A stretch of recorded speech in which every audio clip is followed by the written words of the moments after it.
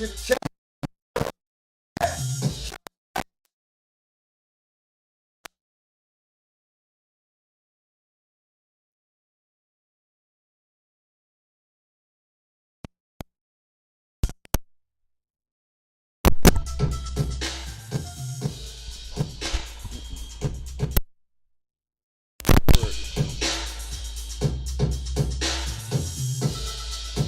Acting crazy already.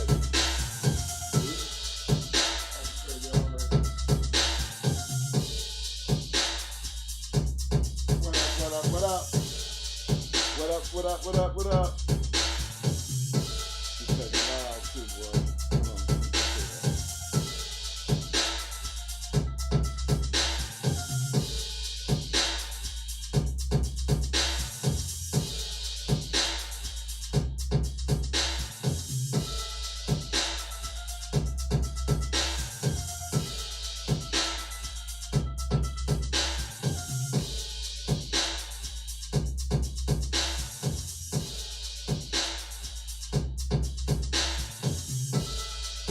What up to the chat? What's up, fellas?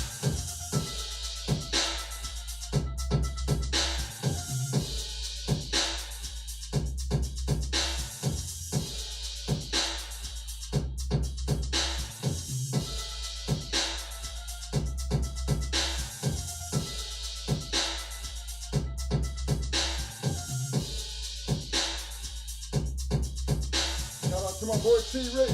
What up, fam?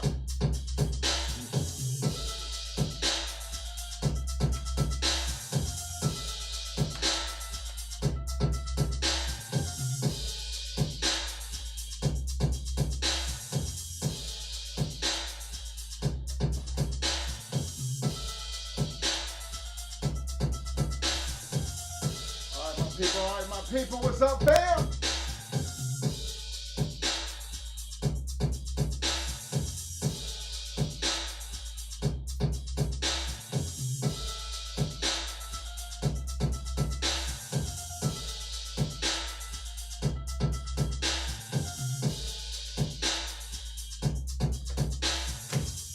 Shout out to my man, Old Smoke in the house. What up, fam?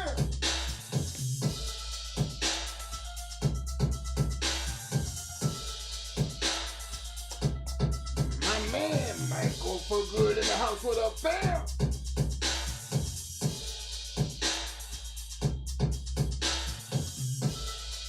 My man, family LG in the house, representing the G.R.CH United. Oh, what up, fam?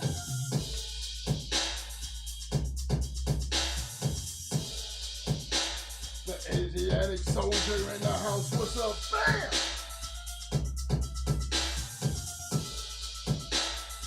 Universal Soldier Kennels representing the night in the Shark Tank. What up, fam? My man, long-time supporter, Mr. Dick Boston in the house. What up, fam?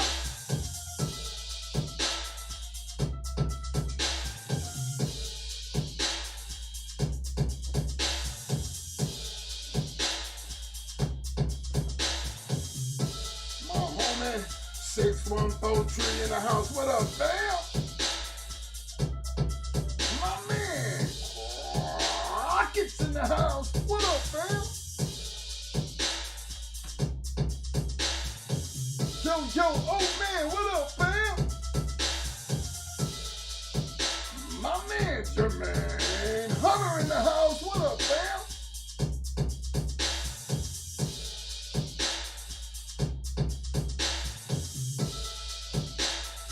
Yo, Benny! What up, fam?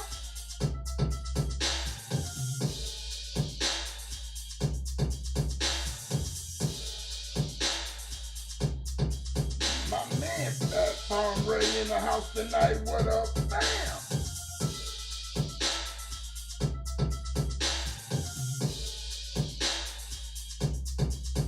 Yo, Solo, but connected Kennels in the house tonight. What up, fam?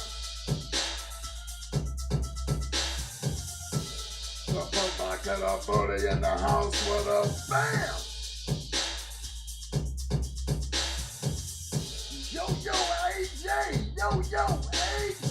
What up, fam?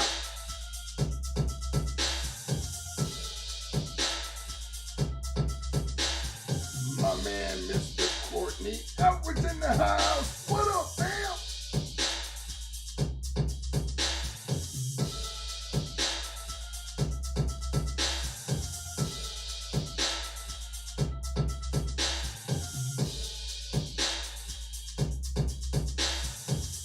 Arrowhead Kennels in the house tonight. What up, fam?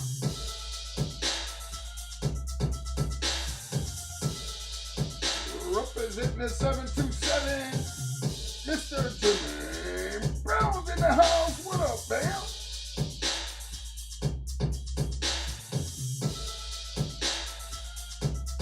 My man William Torres in the house. What up, fam?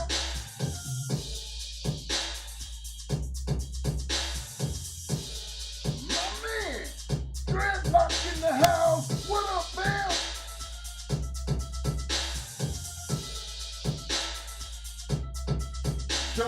Joe, Rubber City Kennels representing in the Shark Tank. What up, fam?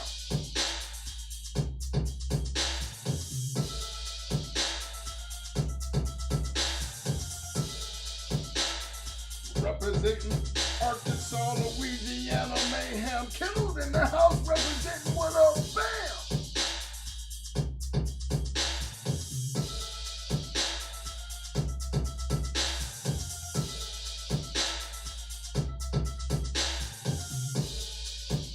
My man, Mr. Ron King in the house. What up, fam?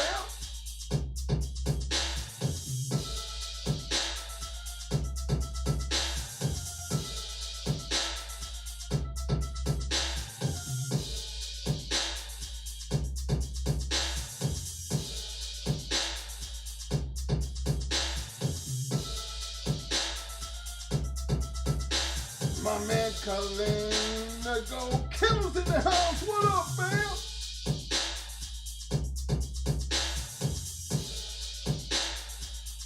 My man Mr. Vernon Dasher's in the house. What up, fam?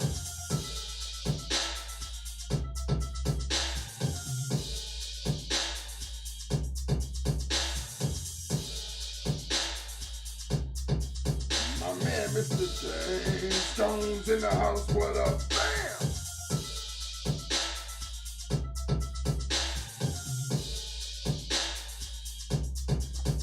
Appreciate everybody showing up tonight for this Tuesday night. Talk Shit Tuesday. Don't forget to hit them like buttons, sharks. Don't forget to hit them like buttons. What up, fam?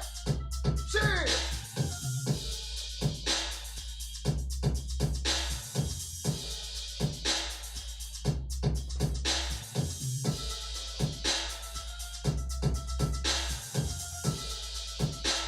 My man, the Georgia boy in the house. What up, fam?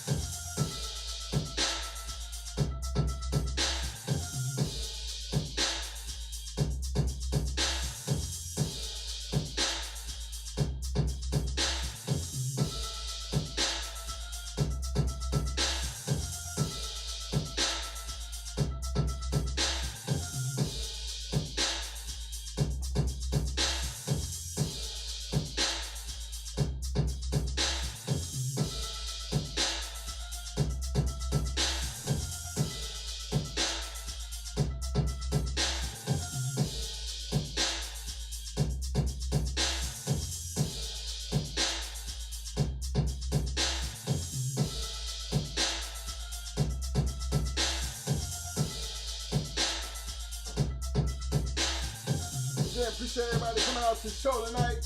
Don't forget to participate in that poll.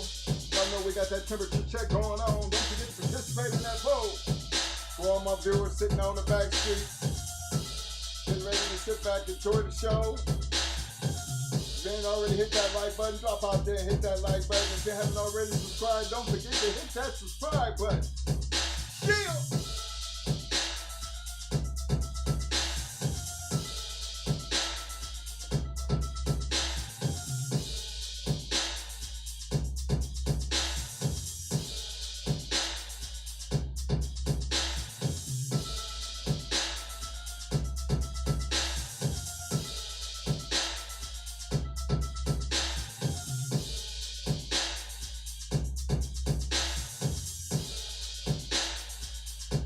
As y'all already know, the super chats, super stickers, they on and popping. Again, appreciate everybody who donate to the channel. Got the little ticker run across the bottom. We're gonna have all that information for the cash out. Appreciate the love. Don't matter how much you give, it's the fact that you do give is all gonna be appreciated. Appreciate the Lord. Bam!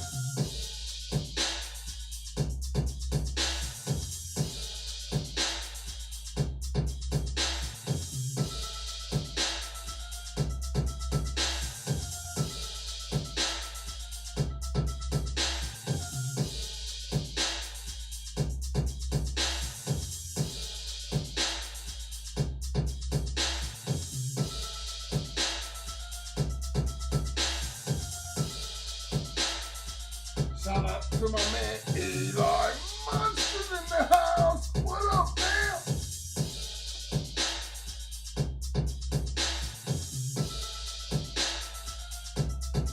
My man Mr. Twan Murray's in the house. What up, fam? My man Mr. Perry Jackson's in the house. What up, fam?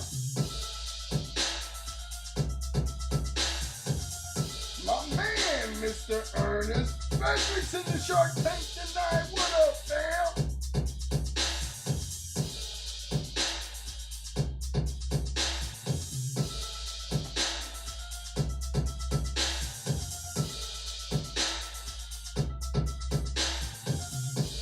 Now I'm sitting here and I'm knowing I got about 40 something damn sharks in the Shark Tank and I ain't got but 29 likes. Come on, fam. Now, sharks, y'all know better. How are we gonna set an example if we can't even make the example? Come on, man. Sharks, tighten up. I noticed everything in here blue. Now, come on.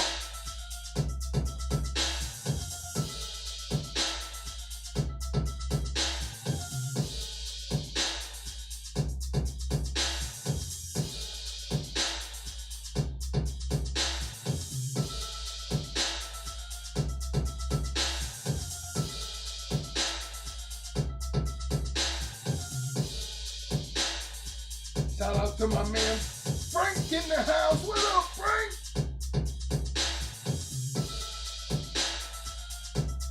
My man Vladimir Irvin's in the house. What up, fam?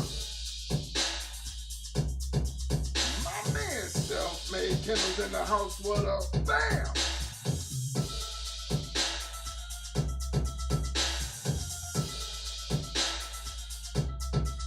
My people's in the house. My man T Max in the house. Yo, yo, yo, what up, fam?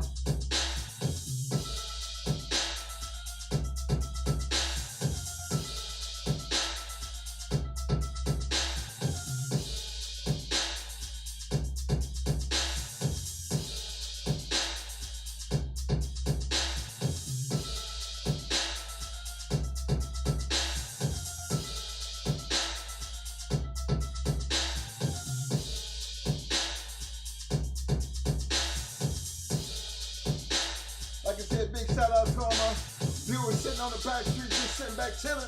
I see you.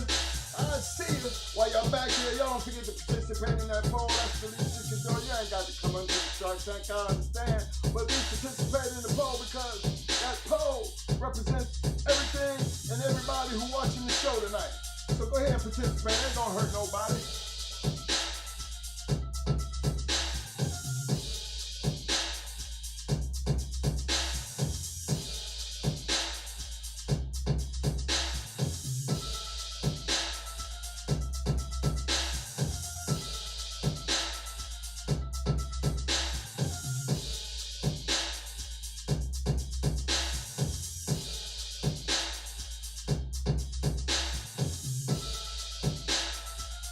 My man, Wells Kennel Combine in the house tonight. What up, fam?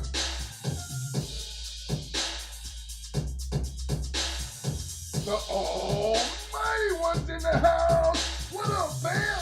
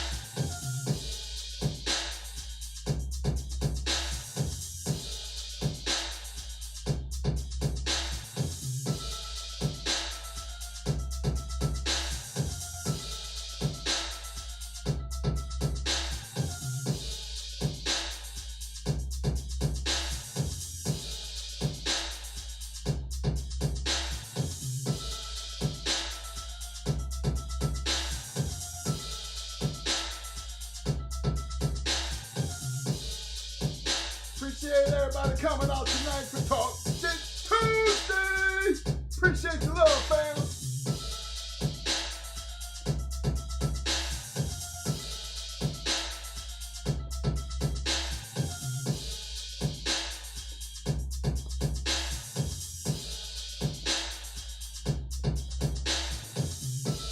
Now I know we got a whole lot of bulldogs in the house tonight.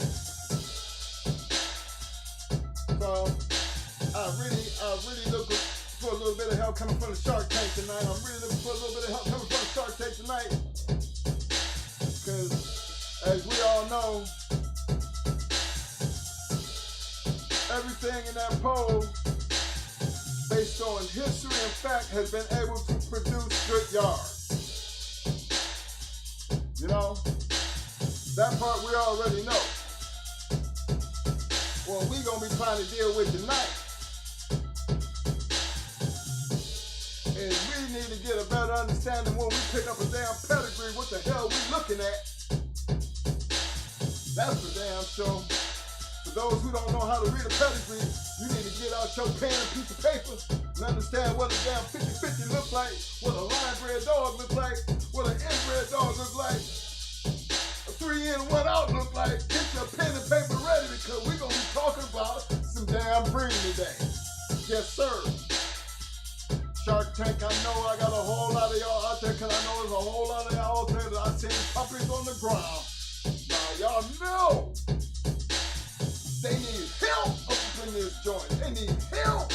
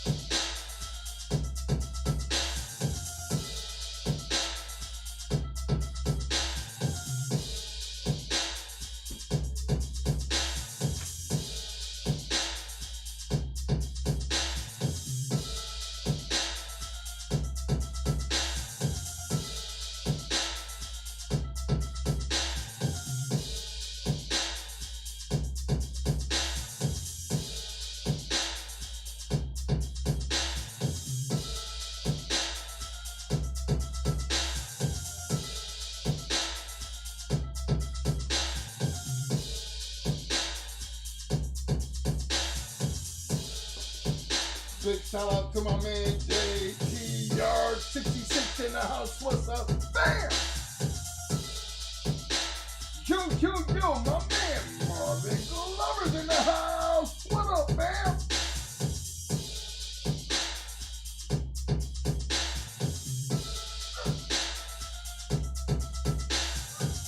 Yo, my man Castro. Yo, what up, fam?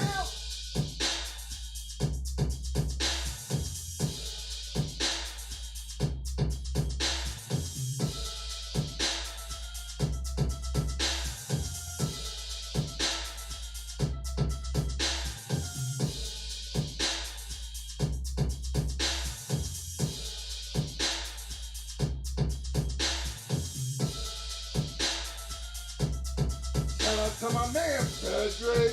Hag Bob in the house. What up, fam?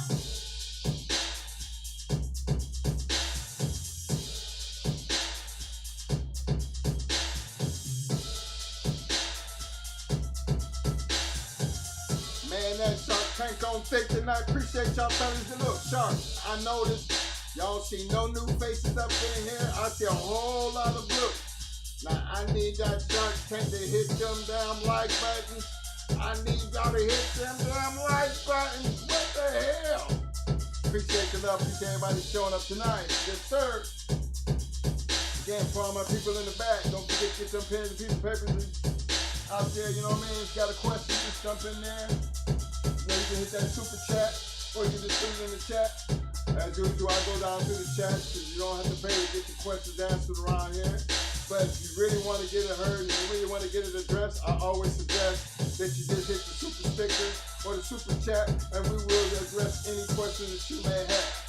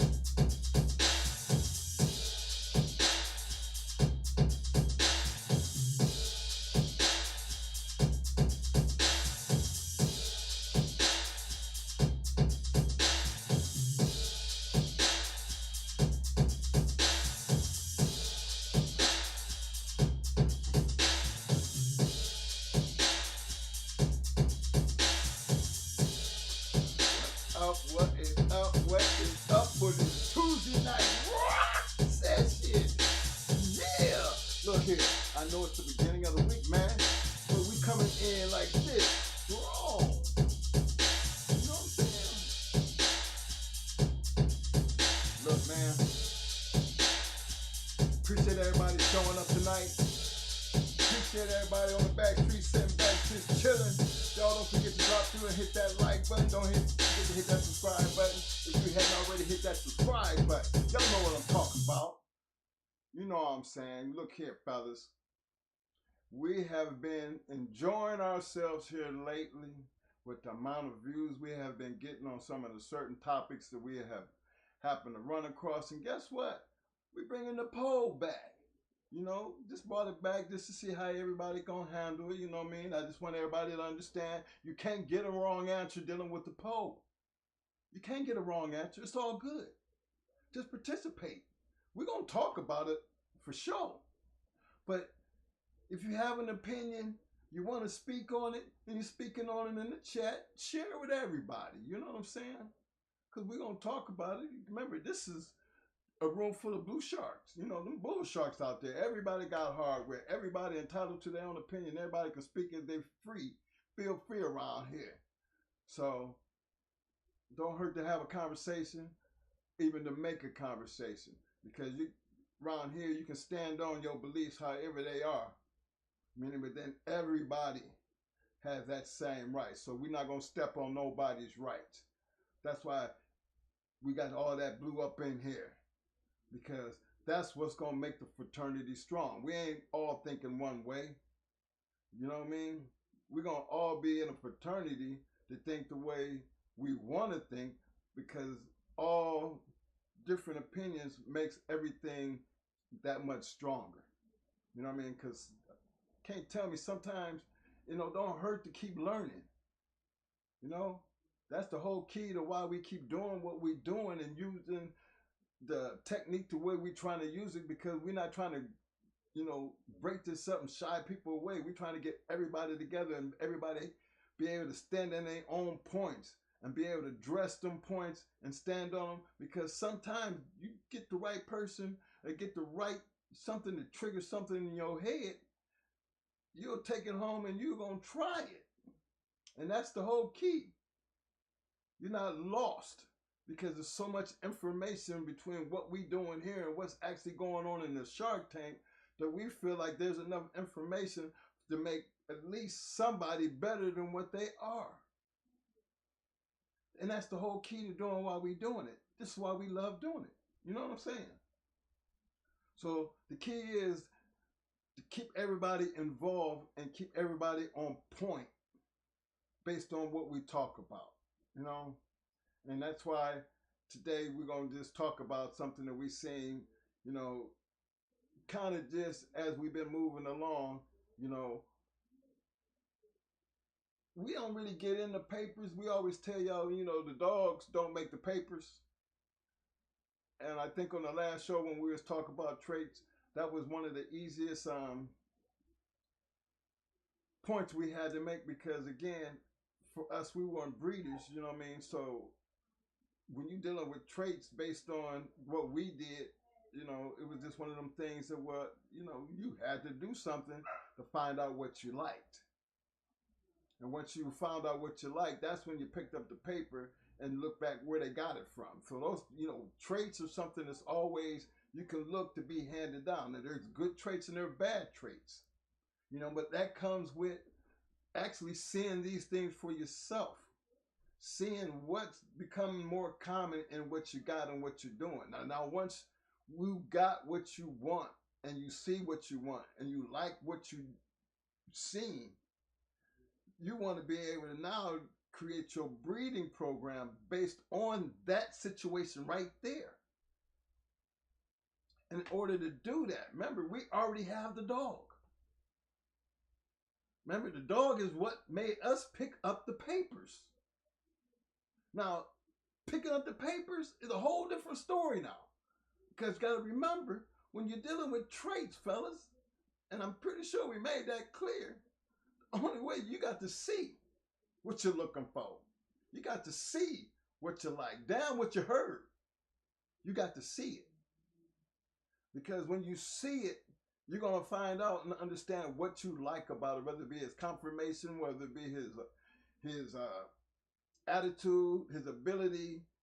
You know, traits consist of a lot of things, but it's all about what you as a person, the owner, what you like. You got that part. Now, you're going to have to be able to reproduce that.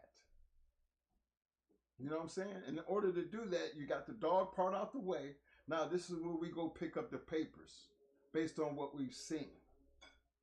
Now, there's many ways to handle those papers once you pick them up. That's the sole purpose of the poll. Because based on what you like and what you read in them papers is going to determine how you breed what you see. And there's a whole lot that goes into that breeding process when you're dealing with traits, gentlemen. Especially when it's something to like. There's a whole lot of homework in there. You know what I'm saying? There's a whole lot of homework that goes into doing that process right there. And believe it or not, that initial process can make you or break you.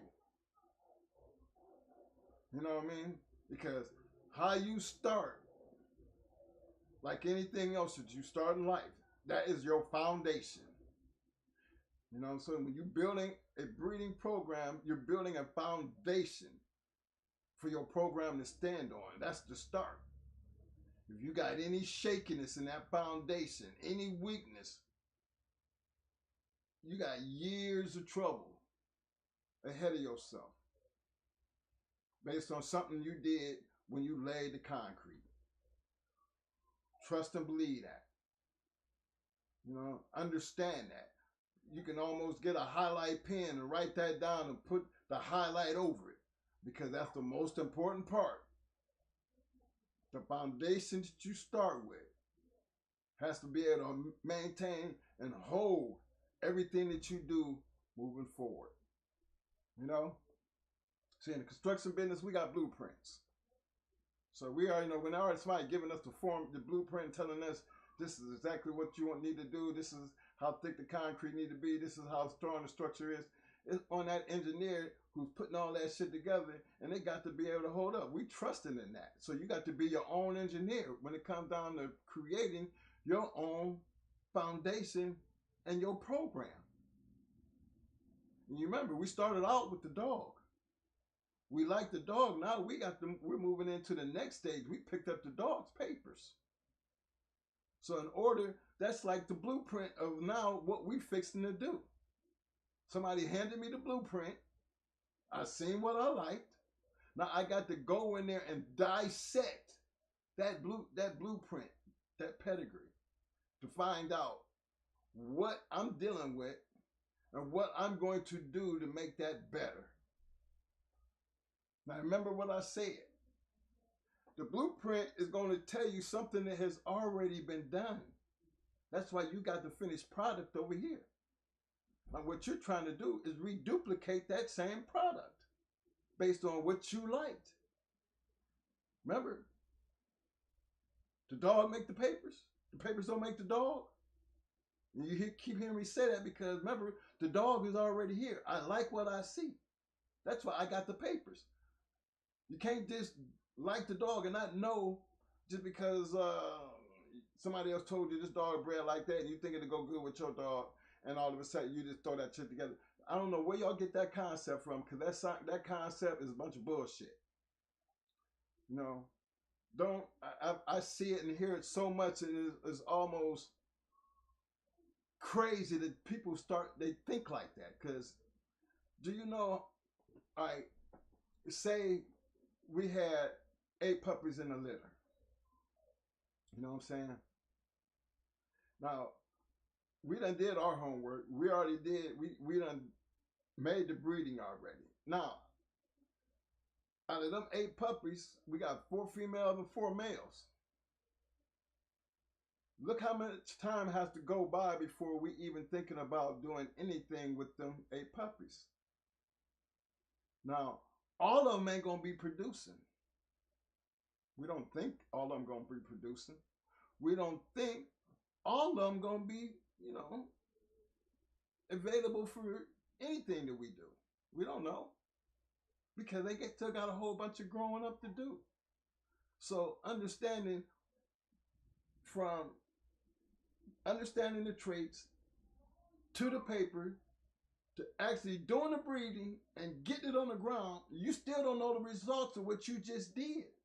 And you cannot keep believing and thinking that everybody over there is going to be something that you're going to work with because it don't work like that. I've never seen it work like that.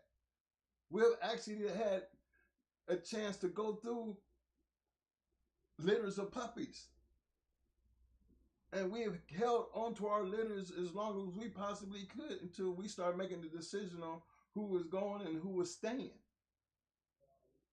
We might have gave away the best producing dog out of the whole litter. Because as hunters, we wasn't looking at the dogs as breeders. We looking at as far as hunters. So we gonna always stick to our hunting mindset and everything that we did in that process. Breeders might think a little bit different. I don't have the mind of a breeder. I don't think Mo has the mind of a breeder. My kennel partner had the mind of a breeder. But I can truly tell you, he was using us to put in the work. We put in the work. He knew it gave him a better idea of which direction to go based on what we seen we created. Well, what he created and what we did with it. Because once you got the traits in mind, you got an understanding of why we got those traits because he kind of followed it in that area. He kind of made sure that when we got it, that once we did what we were going to do with it, gave him a better direction of how he was going to breed it coming back. So he took our word, basically on what we kept and what we was giving back to him. See, that was the key to what went back to him. Because out of the 8 puppies, suppose we kept 2 females and 2 males. He walked away with 2 males and 2 females, which means them dogs could have wound up in anybody's hands. So that's how a lot of going hard dogs got outside of our hands into other people's hands.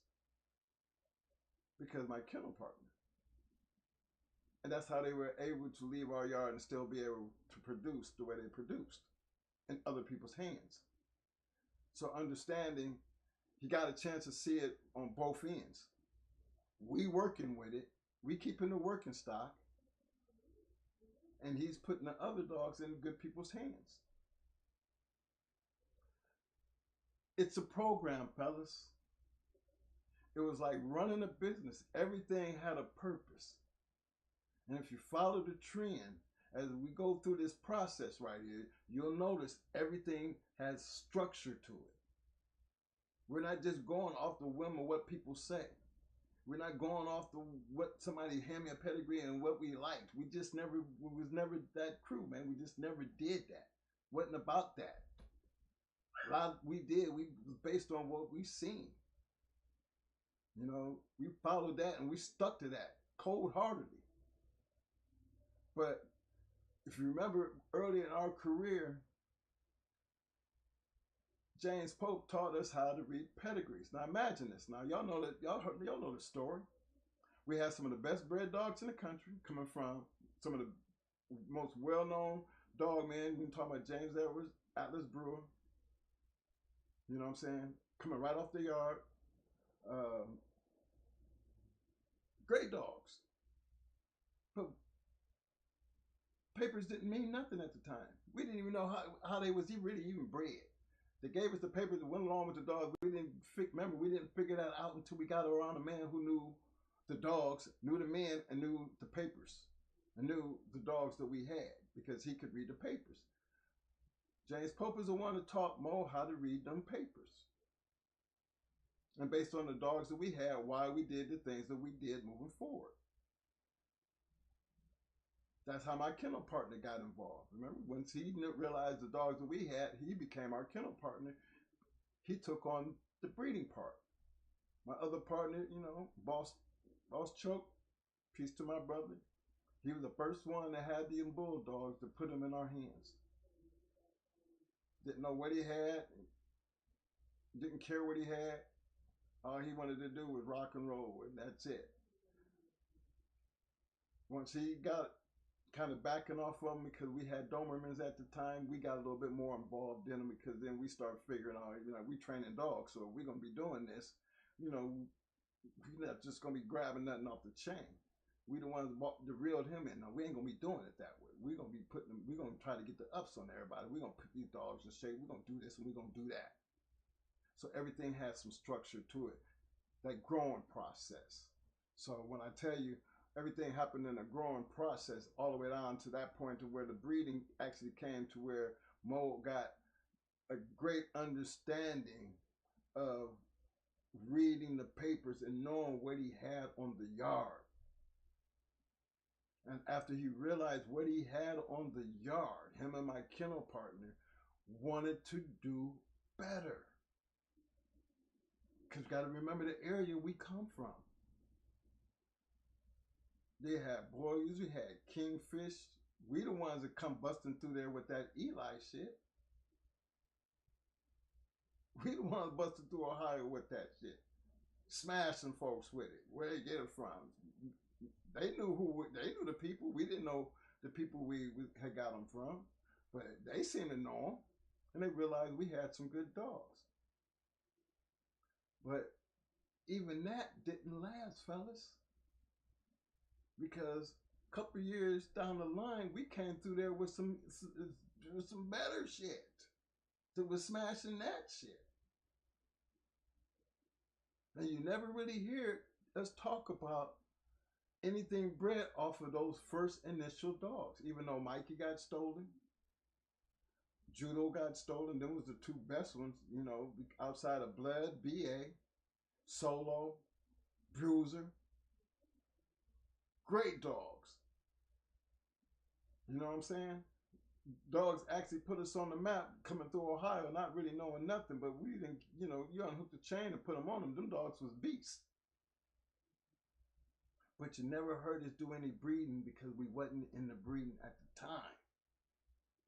It was that next wave of stuff that when the breeding became a big part of what we was doing.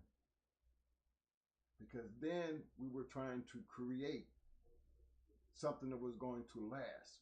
We didn't get that big old 5.5 acre yard to be sitting back looking at what we had in Ohio. In Ohio, I think we kept a total of 10 dogs. Had 10 pens, 5 on each side, all on concrete. Nice little setup. That was only 10 dogs. We couldn't, you know what I mean? And then we had the guard dogs. 2, 3 of them that was guarded the yard and guarded the house. So, and remember, the dogs got stolen off the yard because the guard dogs was in the house.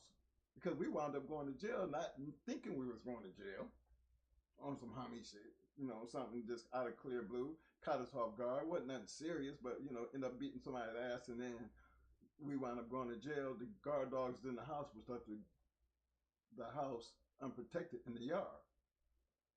So, something kind of things like that happen, gentlemen. But the fact is, you never ever hear him talk about breeding in the very beginning when we was doing what we was doing. Now, while we was in Ohio, and I'm pretty sure he gonna go over it, he gonna tell you about some of the great dogs he bred too, like Bosco and Rascal. And these were moves that he was making before we left Ohio. But we had dogs off those dogs, and they wasn't what he wanted. We had Crybaby, Dusty. I mean, these are 1- and 2-time winners. Solo, Bruiser, 2-time winner, and they still was trying to get better. But I'm gonna have Mo go over that with y'all, because he's gonna be able to tell you how these dogs was bred. Because we had some of the tightest bred Eli dogs known. You know what I'm saying? Remember, Judo was off of Molly B, so he'll be able to give you the whole rundown. But tonight's show, that's what we're going to be trying to do, is dig in to that science. Because, again, everything that's in that poll has, just by the past, has been able to produce. The thing is, all of it worked hand in hand based on what you started with. You know what I'm saying? That's why it's important to know what you started with. Remember, in order to do any of this, you got to first start with the animal. Once you got the animal out of the way, you got to start with the papers. From there, you're going to decide how you're going to do it based on what you already have on your yard. You know, once you understand what you got in those papers, what you're trying to keep, you're going to understand what it takes, and it's going to last you generations and generations. That's why I'm a true believer in making your own. Even though we was trying to, you know, copy what our mentors was doing, because they was, you know, we liked what they had, but really wasn't too many of them breeders. You know, we didn't really start running into, well, yeah, because Pope was a breeder, but then again, Pope was he knew how to read papers, so he had a better understanding of being around dogs and seeing dogs, and he understood the trait thing. So he would always try to match up. You know, he was one of them 3 in, 1 out type of guys. He was cold stuck on that. Actually had Mo stuck on that for a minute. Mo wouldn't do it no other way. 3 in, 1 out. You know, actually we still do it to this day with our guard dogs. 3 in, 1 out. You know what I mean? But we didn't deal with a whole lot of deformities and diseases. You know, that's what made the 3 in 1 so popular for us. But he did a whole lot of line breeding and inbreeding his damn self based on once we actually had the yard.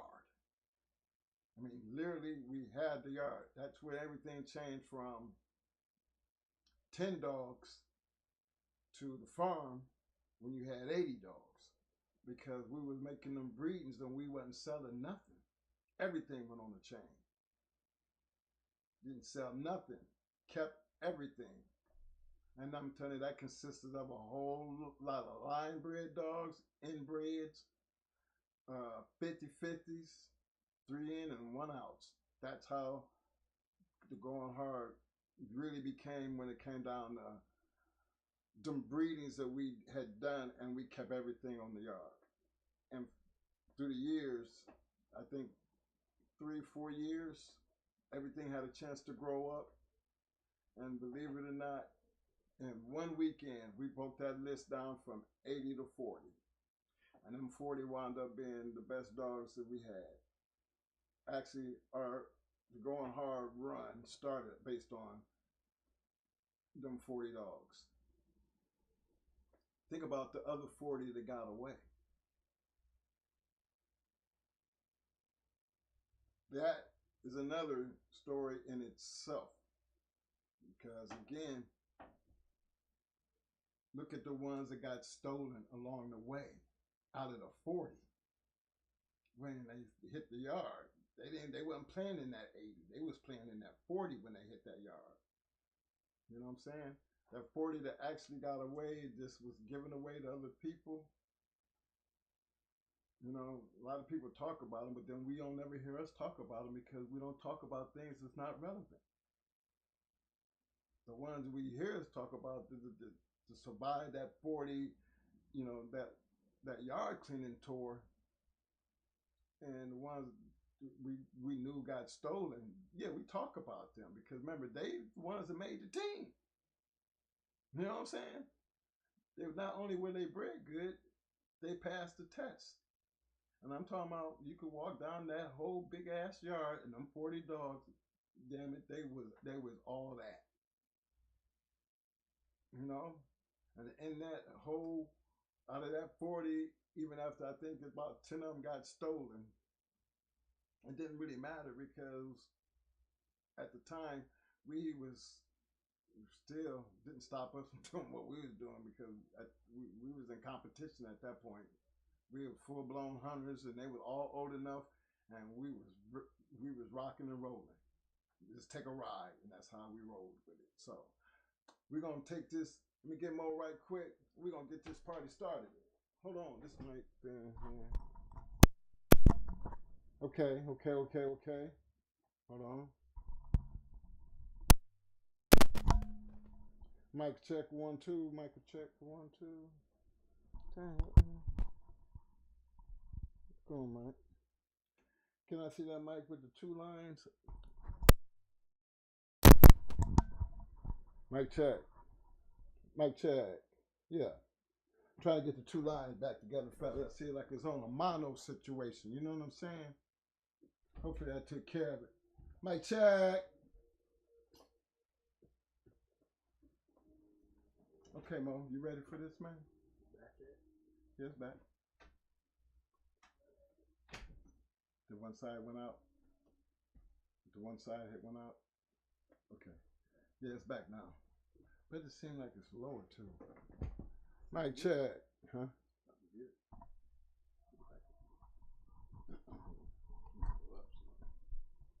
Mic check. I didn't take it down. Nah. No, it's still in the same place. Mic check. Yes, you straight. I just noticed that the one had hard, man. I put it out that way, so. Yeah, that's how I got the one line. I just said that with this cord. Hey, what's up, everybody?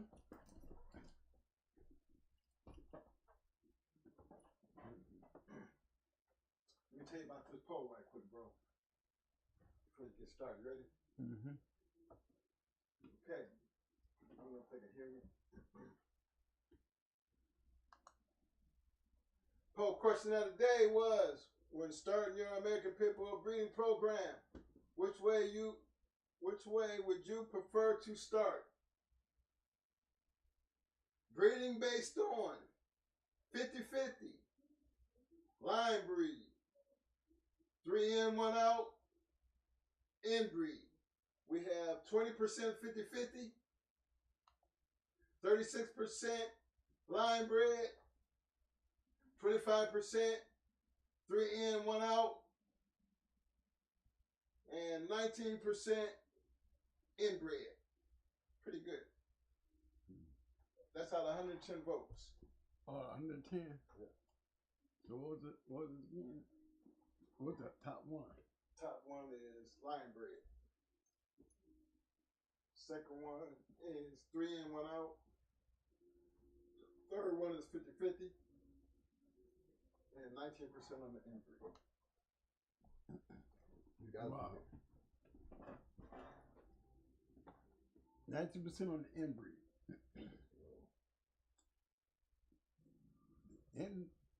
all of them works. I think they're all in the right order except for when do you decide to inbreed? What point do you get to in your breeding program where you inbreed?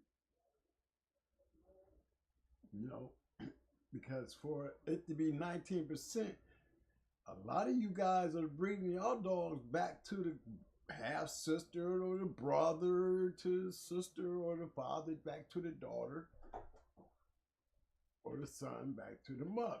A lot of you guys, I'm seeing a lot of your pedigrees looking like that. So for that one to be, the inbreed to be up there as low as it is, it's not matching up with what we're used to seeing here. You know what I'm saying? Come on, y'all, let's keep it real, because y'all know I'm right. We can go through a lot of little pedigrees and see that, you know, there's a lot of inbreeding going on. I mean, you take a father and breed back to a daughter. You take a brother or sister, breed back to each other. That's an inbreed cross. Okay, so for that to be down there so low, line breeding. What is line breeding? Okay, remember that's the #1 pick, right? Did you say line breeding was #1? I think so. Yep. Okay. 37%. Line breeding. Okay, here we go. I'm going to start off with this one right here. I'm going to show you who it is. I just want y'all to look at it. And then I want y'all to tell me what kind of breeding would you call this?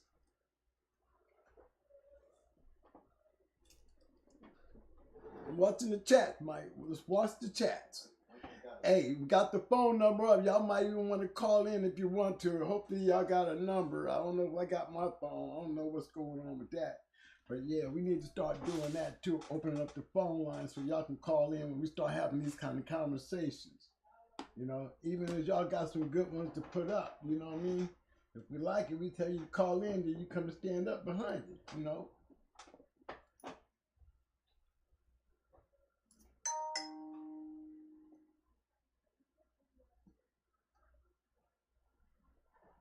What would you call that? Now that's a, would you call that a line breeding?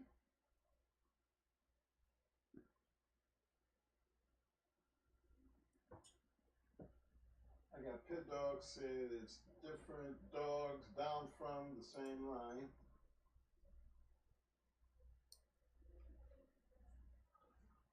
Come on, fellas, I need y'all to respond. I said I seen you Pit Dog, what up, fam?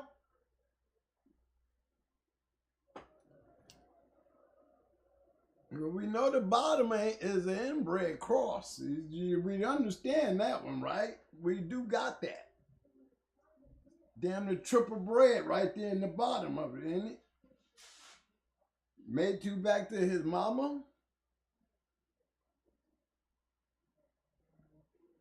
Pat Farm said line of the yellow. Definitely. But we trying to figure out what is it, right? What is it? What would you call this? We understand that the bottom is inbred. Okay, so then we look at the yellow part of somebody, whoever that who was that that said that? Fat Farm. Fat Farm. Good acknowledges, Fat Farm. A lot of yellow. And it's sitting right there for you to be looking at it. My man Paris Jackson said line bred for him. And he is on what side? Are we talking about on line bred of what? Paris Jackson. Paris Jackson. Just my opinion, but he said look line bred to him. Yep, but line bred of what, Paris? You know what I'm saying? Line bred. You're right, but line bred of what?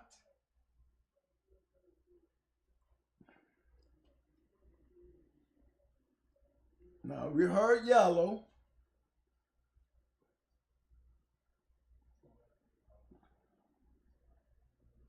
My man Mayhem said 50-50, Mo. Here's another, who's that? Mayhem, and he's right. Mayhem said 50-50. It's 50-50. It is a 50-50. He is right. It really is a 50-50. It's got that, it's line bred, it's 50-50, it's inbred. Well, you might as well tell them how you don't fill it in, because, you know. That's the point I'm making. Yeah. If you appreciate that, Mayhem. Fab Firm. Like everybody's saying there's all the breedings in the poll in one dog.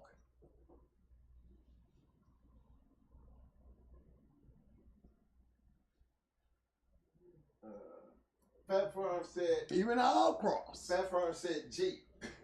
There's a Jeep. That's right. Got it. Jeep is in there. Fat Farm, you said Jeep. He said Jeep, Mo. Jeep line. It's not. It's Jeep. It's definitely Jeep, but it's definitely yellow, and it's definitely buck.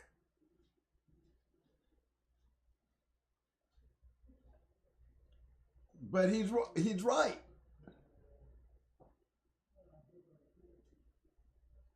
There's 3 ends in this thing. There's 3 ends and 1 out in here. There's 50-50 crosses in here. There's line crosses in here. If you're just picking out which dog you want to choose, all those breedings are all right here in this one dog. It's just depending on how are you looking at it. You know, study the pedigree and look at it closely. You're right. Every one of y'all were right. And to be honest, I'm glad to see somebody picked up on the Jeep. Because there's a lot of Jeep up in there.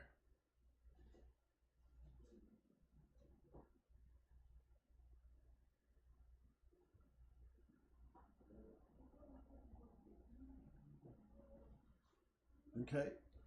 Just checking out some of the chats. Okay. Because the closer you come out, you're going to say... They said twin volume too low.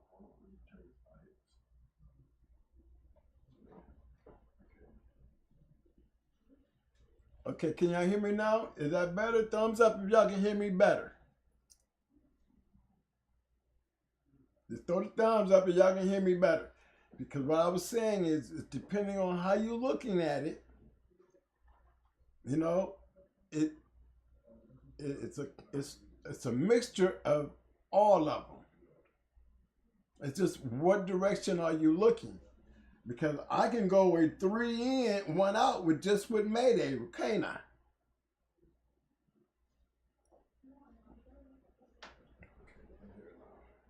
Right there in front of you. That's the closest thing you see to what we're actually looking at. We see a 3 in, 1 out. Because you got double Mayday, you got almost triple Mayday in this dog in the second generation.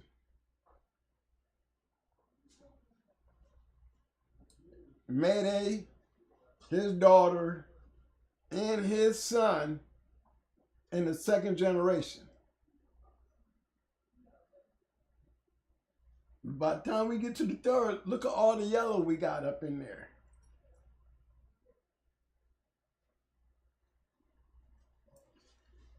You know, it starts becoming a point because now we're coming off of Mayday. Even though we still got Mayday in the third generation, we still are playing with yellow. So who are we? Who's the target dog? Was it Mayday or was it yellow? It might have been Mayday by the second, but look at the third. This is what we get to before we get to the second.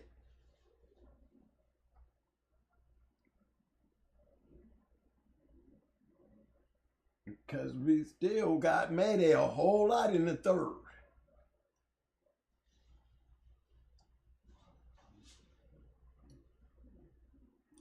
Okay, they got a whole lot of them going on here. Said Red Boy Jocko Tombstone. The buck is coming through Stone City, Rascal. That's right. Said thanks for turning up. You could breed that dog 4 different ways and produce tight dogs. And he is so right. That was my man Eli Monster. And what's the story to it going hard dog to the twin? It's got to be them top 5 dogs. It's got to be those top 5 dogs.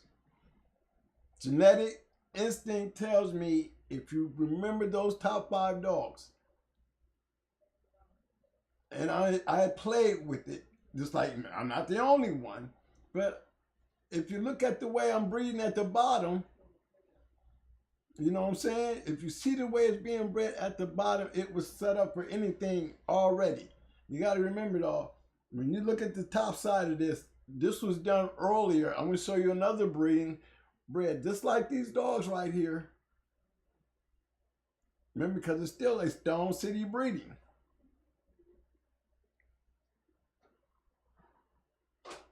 You know, I'm looking at it far as the yellow guys. I'm looking at it far as the grand champion buck. I mean, it wasn't really Mayday. It wasn't really yellow buck. It was what made them to me. What made those dogs to me is what kept on putting these dogs on top of them, because ROMs and great dogs are supposed to go give you the genetics if you breeding the right dogs.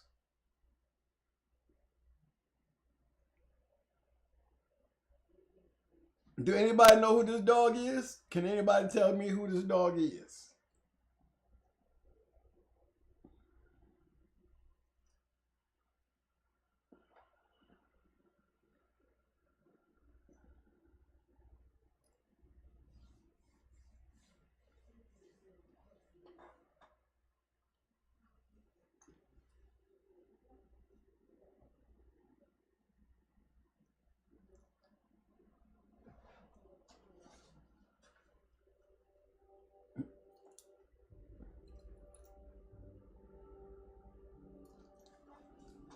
Any answers yet, Mike?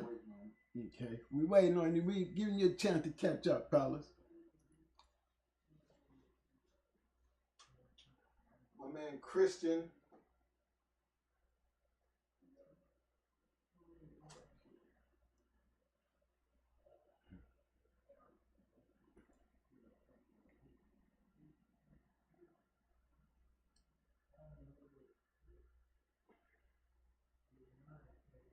Don't forget that Otter Sassy, y'all. Y'all slipping on the Otter Sassy. Don't forget, yeah, you got Sir Kel there coming by way of Yellow Buck and Miss Nico. We seen that. Y'all know where that come from. But y'all forgetting old Romeo right here. That Jeep. Like you said, yeah, that Jeep is in there, but look how they used it. Let me give you some. My man Mayhem said the brat. Fat Farm said you got him. My man Jimmy Mack said the brat, the grandma. Pit Dog said Red Ruby. Fat Farm Ray said the shit.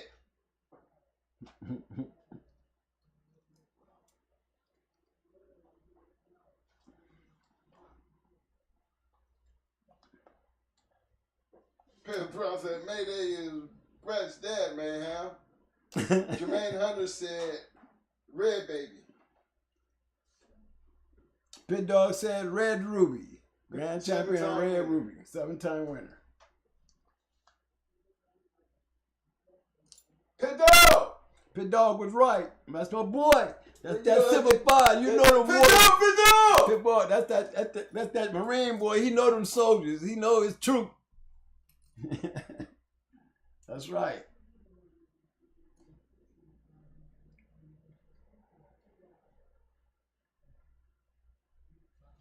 Nice bred dog.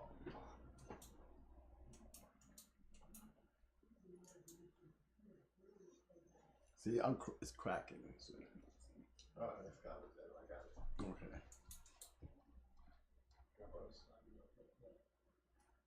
Okay, y'all. Now, y'all seen that breeding, right? Yeah, I want you to look at this one because Christian wants you to look at that one. This one right here? Yeah. Okay. This like Christian. Hey, this one right here, Christian sent in the Kristen sent in one for us to take a peek at. And there was a lot of information in just that breeding alone. And you got to check out the outcome, which is, you know, you see the outcome. But you got to build up to that point, right? But that one was interesting because it has so many of them, but it still stayed within their boundaries that have, you know, remember I told y'all, it's got to still be them 5 great ROM dogs. It's like playing poker with a stacked deck to me.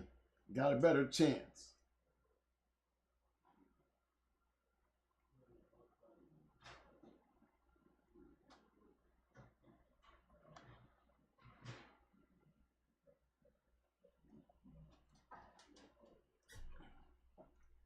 Okay, here go one. This is from Christian. This is from Christian.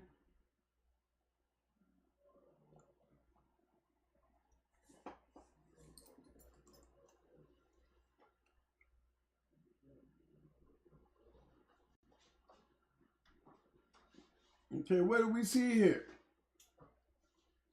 I'm trying to figure out what it is. Inbred cross. Is it line? Is it inbred? Is it a little bit of both? Is it 50-50? Y'all guys tell me, help me out here. Tell them how to work it.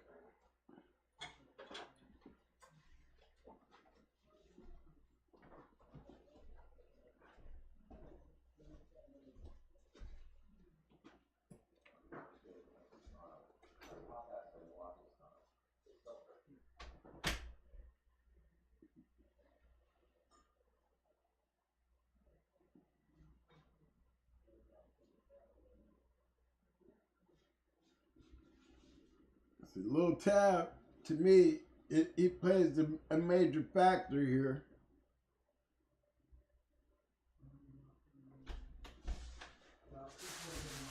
Because you notice, you're going to find him in the second, and you're going to find him in the third.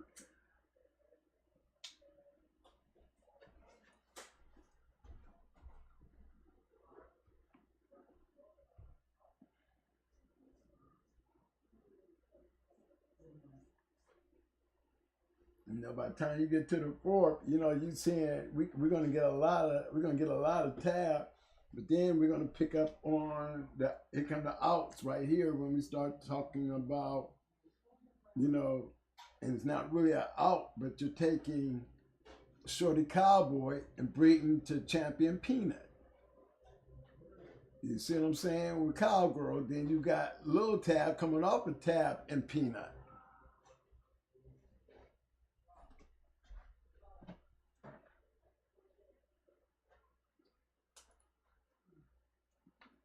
The Peanut, you see it? The Tab and Peanut cross is still with Little Tab. And then you got Cowgirl.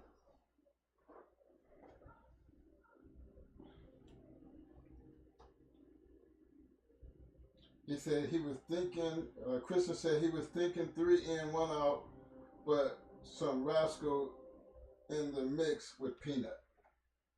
Yeah. And yeah, see, I'm gonna roll. Let's go do a diagnosis on the throw-in down here. See, Aries Kennels move.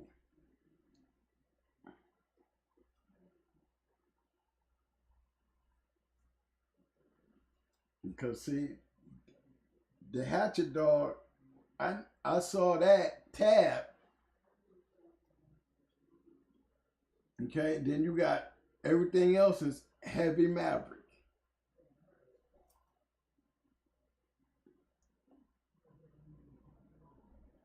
Okay, we got that quarter. We got not even a quarter.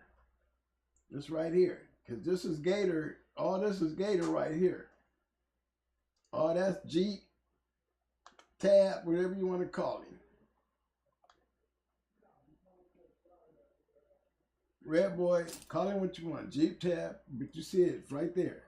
That's heavy Tab.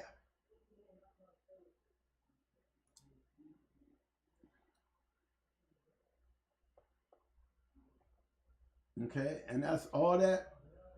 Then you go down here, look, that's a 3 in, 1 out right there. We're using Maverick.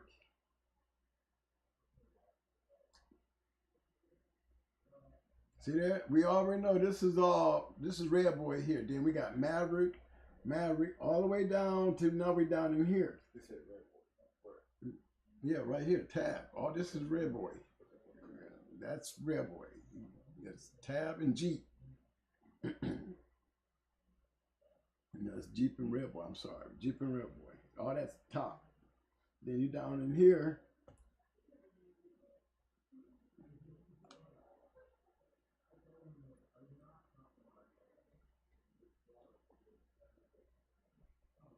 See, we're still dealing with Maverick here.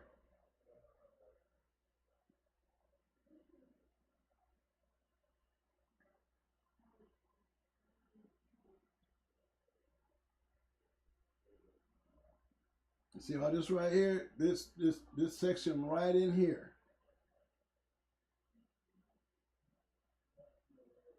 That section right there. I like this section, but to me, this section right in here, this section right here, even though this Maverick is standing strong, this was the weak link in that cross. If I'm looking at it the way I'm looking at it, that would be, I would say, I see the weakness in this cross.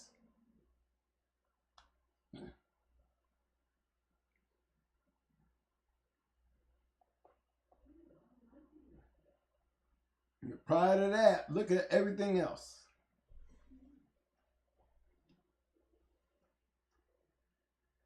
Guaranteed, to me, this top half is the Bulldog.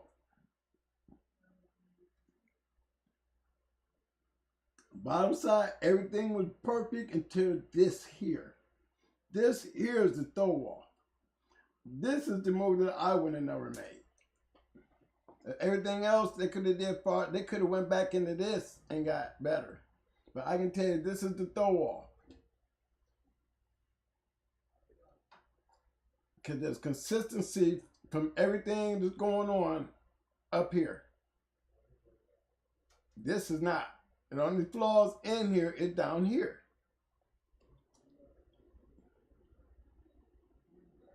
You know what I'm saying? Now let's take a look at the dog. Good dog. But he's just a game dog. But he had all the attributes, definitely going to be game. All this speaks for him right there. But where is the ability? I would have had something far better here. Being the majority of my cross is already counting on these between this dog here and this dog here. Not even Shorty Cowboy. You know what I'm saying? You got to give props because I didn't fall off nowhere as long as I'm dealing here. This is where I fell off at.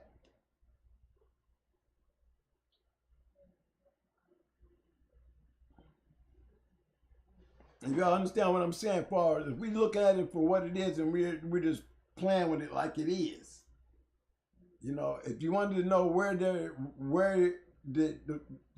fallback was, you can actually look at the pedigree and tell you, like, okay, I see where there was a fall off, and I know why. Not even because of him. Wasn't him, it was this right here. This is just a normal.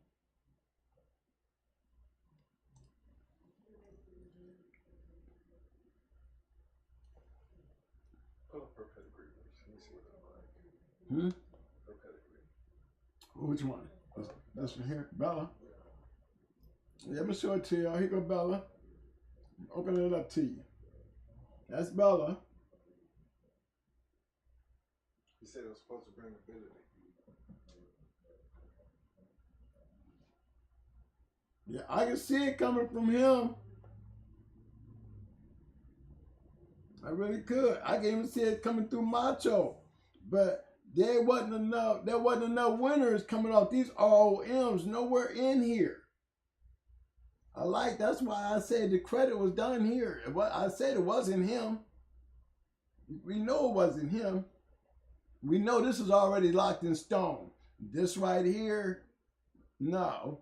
Can't call it on him because he has the ability to throw. This is where I'm at right here. This is where our flaws started happening right in here, y'all.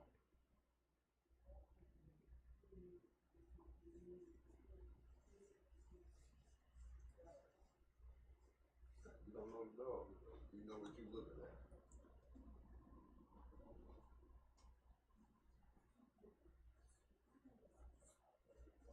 Right. You can't. That right there would be the right one to say, if I didn't get better, I got all right. But with the ability, to me, everything was, you're on the right track. Everything. The dog ain't got no other choice but to be game.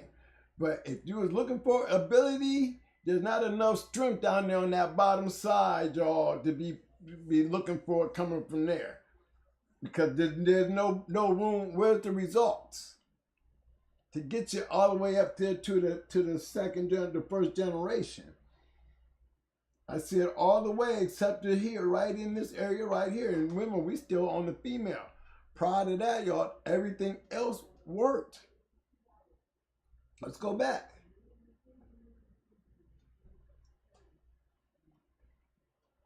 Okay, look at the pedigree as a whole again.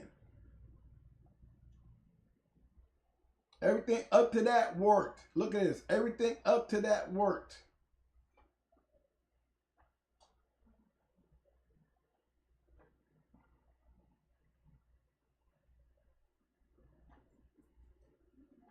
You know, if I'd have been itching and knocking, trying to look for something to be better, to me, little Tab, being he was being bred, I would have tried another cross. Bella wouldn't have been the cross I'd have went back to, because it wasn't, Tab was not the falter. I think he was bred to, this dog right here hurt the cross. You know, not enough backing. Or he helped this, but this didn't help him. And it sure as hell didn't help Bella. If Bella should have been a match dog. If she wasn't a match dog, where we all getting the ability? You know, we know where the games was coming from. But give me Bella as a match dog, at least trying to win one. Or throwing a couple winners. You know what I'm saying? To cover this right here, to show this was a prospect here. Because the flaw definitely didn't come from here.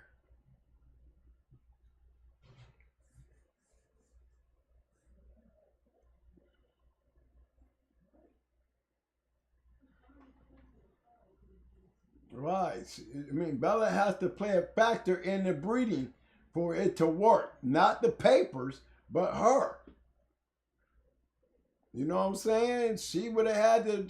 She would have had to be doing something, because to me, I'm looking at the bottom side of her saying, if she wasn't doing shit, I can guarantee you what they're looking for out of her, breeding back to him, they ain't gonna get out of her. And when they bred Bella to that male, Bo Diddley, the one-time winner, all they got was a game-ass dog. Which we already know where that came from. Clear as hell. We all know. Even when you come talking about Bella, if she couldn't even have no ability, at least we know she was had some game to send her, because there's the trait. We know that.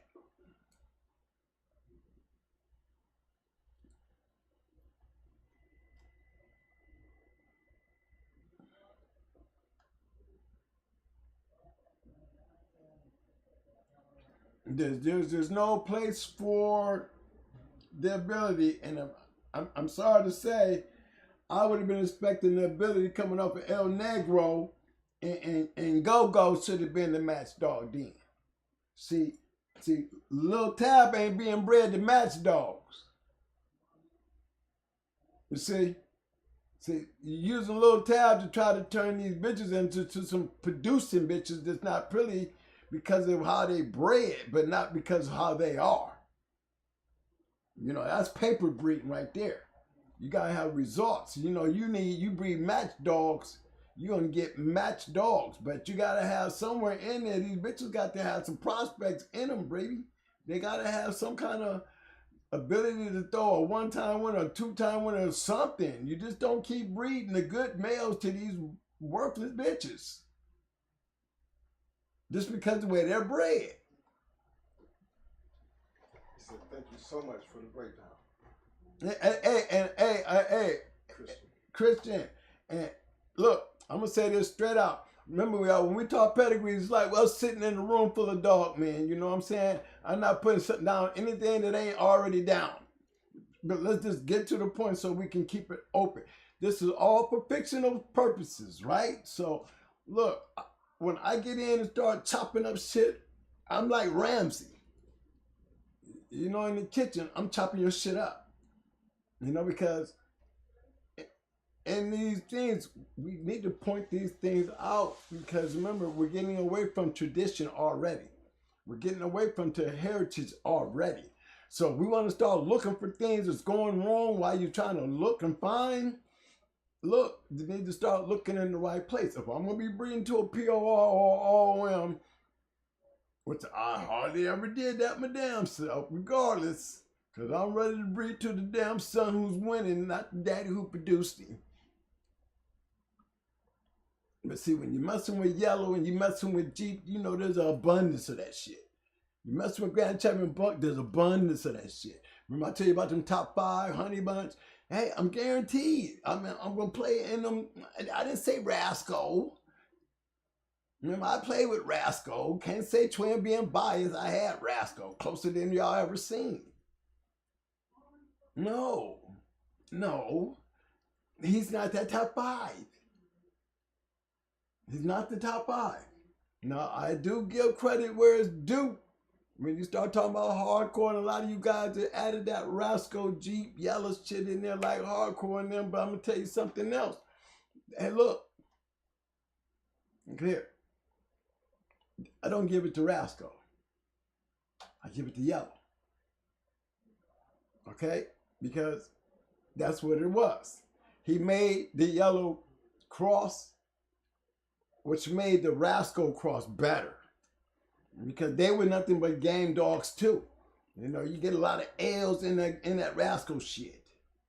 You know, when you added that Stones, that hardcore to that shit, the way hardcore bred his dog, his yellow dog with his Jeep, with his Rascal cross with it, yeah, he overrode that losing shit with winning shit. Don't go hollering like it was Rascal when it wasn't. All right? Okay. Appreciate that for the disclaimer, Jermaine Hunter. Appreciate that, fam. Now, you know, just being, you know, you got to look at it. Remember, we're talking about traits, right? Come on now. We talk about a whole lot about Jeep, Red Boy, Rascal, but look, when we say Jeep, he's on that list, number 1. You know, until everybody else start throwing their shit in, I'm going on what I know in my time, okay? So I'm riding on my time. This is my time. I'm taking all y'all stuff when we come over here into my time. Remember, you always think about it like that. So kind of imagine with me, okay? Now, we already know about Jeep. We know about Jeep. We know about Red Boy. We know how Red Boy then branched out in so many other areas. Tab, yellow, you know, just so much more. But let's talk about Rascal. What about Rascal? Huh? Remember now, I have Rascal dogs, so if anybody start fussing at me, boy, you better watch it because I'll show you some Rascal dogs you wish you had. Okay?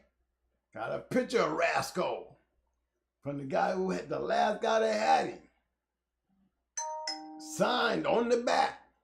You know, don't make me have to do a power move on your ass. Okay, so when we talk about Rascal, I'm going to tell you what the flaws was with Rascal. The same flaws was with Snooty. Okay, there is a flaw there, a genetic flaw. You're going to have great dogs.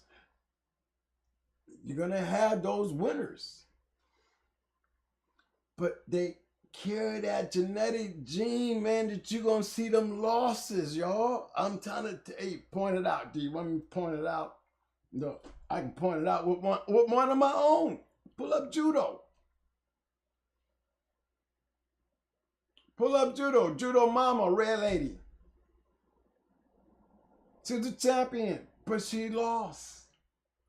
Judo, two-time winner. He would have been a great champion. Could have been a grand champion, but he lost. You're going to see Snooty. He lost. But they can produce, but they lose. What else we had? There was a Rascal dog. You know, Dusty. Dusty, yeah. Remember, I had Rascal.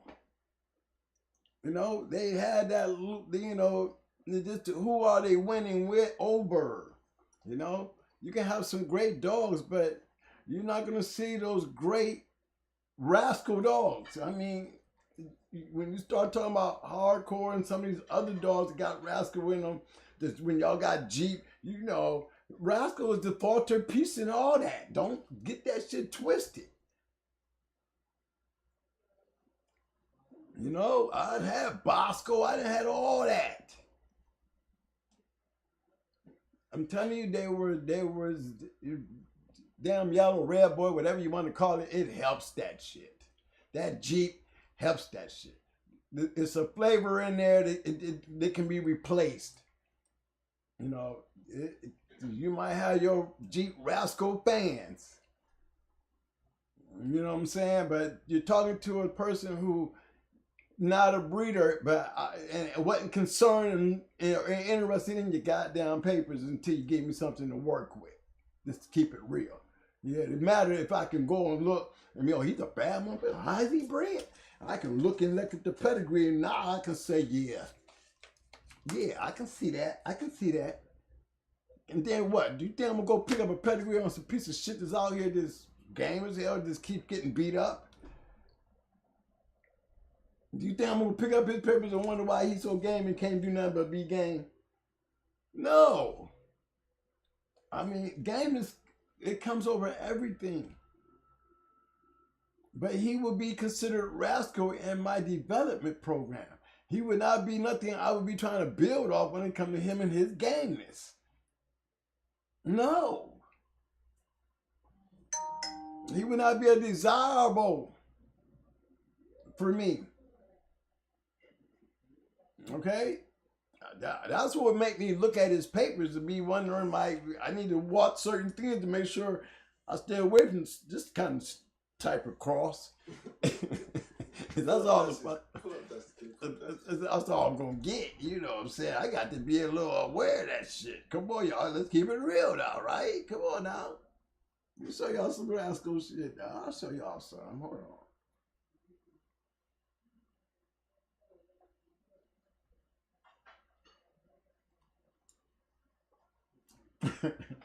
I'm laughing at myself on that last one, y'all. You know, hey, I try not to talk about myself, but you know, let me show y'all some Rascal shit right quick.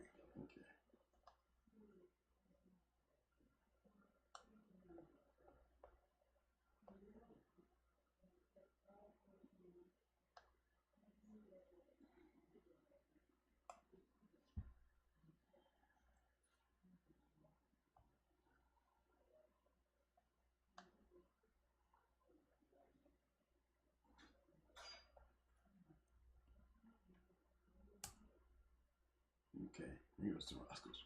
Hold on, let me move this down here so we can see who it is. Okay, there you go.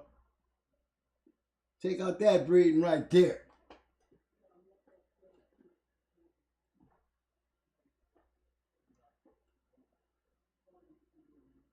Yeah, don't tell me.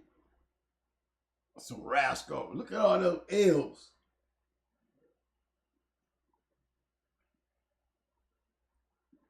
We got the winners.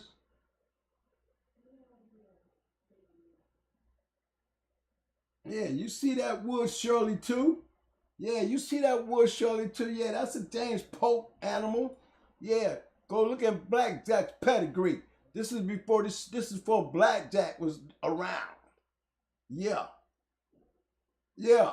Uh-huh. Yeah, that is Shirley too, off of Smokey and Angel. That's right.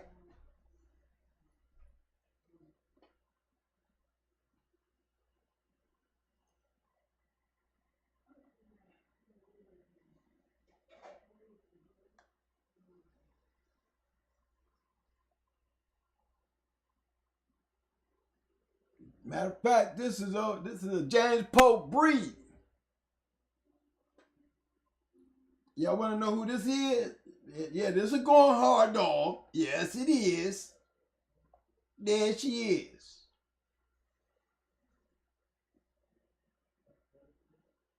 Yep. One time winner, one time loser.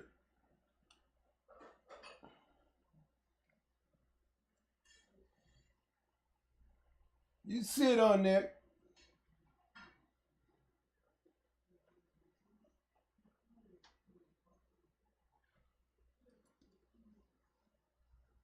Yep, we lost 205. Didn't beat the count. She did that on top. Yeah, and she was winning. You know, all she had to do was go over there and finish the scratch off. You know, maybe when they get tired, you let them lay around a little bit. You know, I learned a lesson there. You know, maybe I could have got her up on her feet a lot sooner than I did. I mean, I let her lay around a lot because, you know, she was laying on a dog that was really out of it. You know what I'm saying? So it was for her to slow down and then get a handle on her. You know what I'm saying? When it should have been on my scratch to go, that was a lesson for me not, you know, to get your scratch out the way. Right, I could have it was on me to go. So I let her hang around and should have got that scratch out the way. That was early in your life, though. And that was in my younger years. You see what I'm dealing with? Yeah, y'all wish y'all had that close to Rascal. How close can you get? Look at that. Look at it.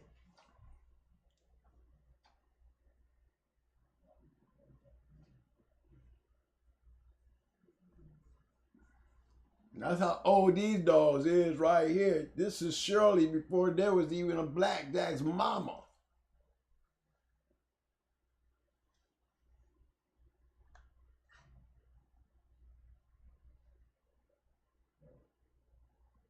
Strong Eli though, nice bred. Yes, she was. She had an offspring, and she was a bad bitch. Don't take her slow. This is her daughter. I went up to TKO Kennels and bred this dog here. I bred Dusty up there at TKO Kennels. That's where I got my picture of Rascal. But look how that was bred. Tell me I didn't go get some more Rascal. Tell me I ain't gonna get some more Rascal. You see how I'm breeding early in life.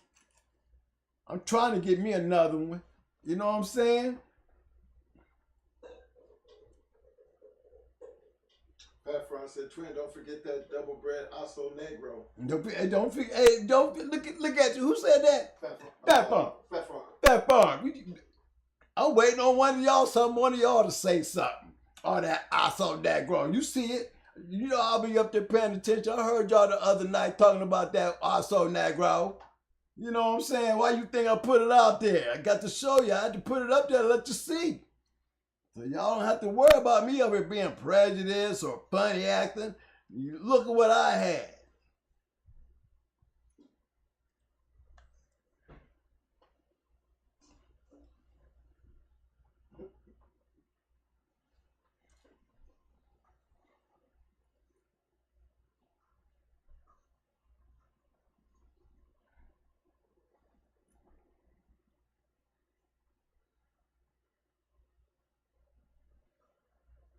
This was early in my career, and she was a bad one.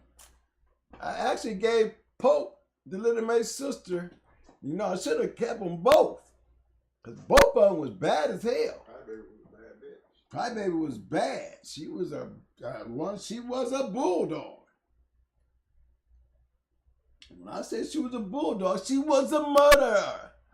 I mean, I think I had a real rascal. Lord knows if we did have stuck around, boy, and I had a chance to breed into some of that yellow shit, I could have been tearing up goddamn hardcore for some years. Yeah, I can tell you, I would love to put some red boy on this one.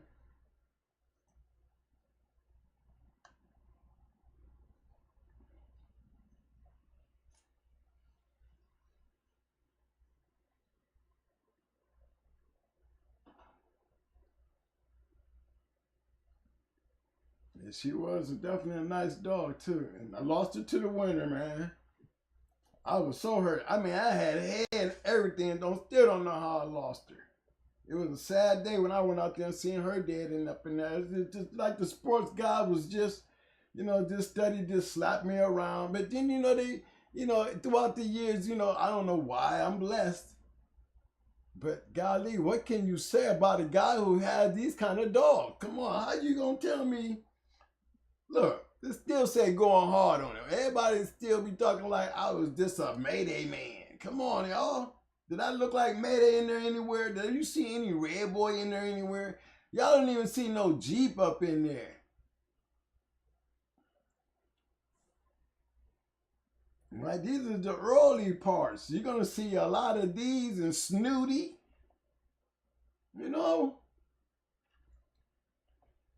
But then, let me go back there right quick again. But y'all got to remember, y'all, look at the breedings. You know what was the flaws in all this? Let me tell you what the flaws in all this is to me.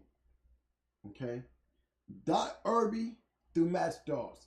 Dusty, brother lost. Joe Red was her brother. You know, the one that we stopped, the Pope used to love so much and talk about. He was all world. Yeah, that was, Joe Red was her brother. Yeah, he was very athletic. He probably had more ability than all the other ones. But the one thing that he felt to me that he didn't have was his gameness. And the only person that ever seen him stop was me. Because nobody else get him to do it. You know what I'm saying? But all of them was, they were all in great matches. Joe Red was not in a great match, but Dusty and Bandit, those were great match dogs, and they lost.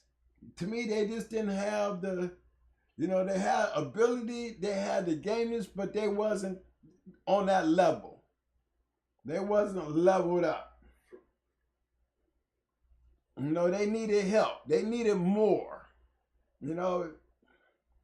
That right there, I mean, she was a bad bitch, but that wouldn't have been enough. She was set up for something big, trust me. Because she was definitely a no-nonsense. She wasn't like Dusty. She was a finisher. She wasn't like Bandit. She had more ability than both of them put together. Her thing wasn't about going in there, showing how game she was, you know what I'm saying, or how much durability she was. No, this one, she came in there putting it in. That's why she got the name Crybaby, because she cried. She cried to get your ass. She be whining. Yeah, like a real rascal bulldog. But this one right here, when you let her go, she was taking care of her business. Tell me what made it happen. I'm going to tell you what I think made it happen. I think Dusty going back into the closer Rascal line helped it. Because I still could not find no ability of why Crybaby had the ability that none of Dusty or her brother or, she did have the ability of Joe Red though. Because Joe Red had the ability. You know what I'm saying? And Dusty and her brother had the ability of gameness and to go out there and be matched. They were matched. Joe Red wasn't. There wasn't no quitting in their pedigree. They might not beat the count. In her case, and Bandit, he got picked up. But they were game dogs. But Joe Red, he just so happened to quit. Nobody else could get him to quit, but we seen him quit. But for one thing for sure, Crybaby had his ability. You know what I'm saying, y'all? And that was just one of them. That, yeah, y'all, who was that talking about that Oso Negro? Let me go back to that right quick, just to make sure that, for those who didn't pick up on the Oso Negro.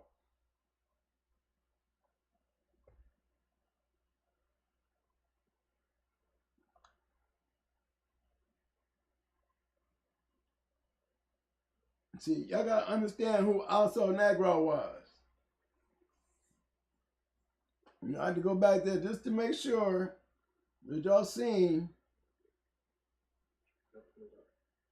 Oh shit! I'm sorry.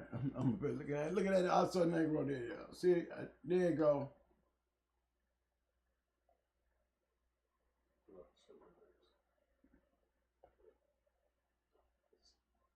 See that double bread?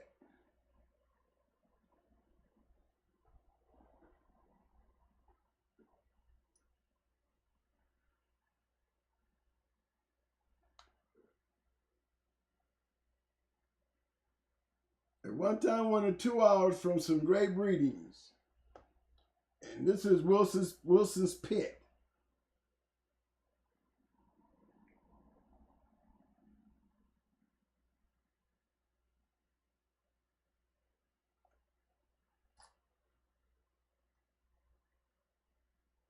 Yeah, y'all see it? Eli. Bred that down into a little bit of that Zebo daddy on the top end. That Lawrence Duke.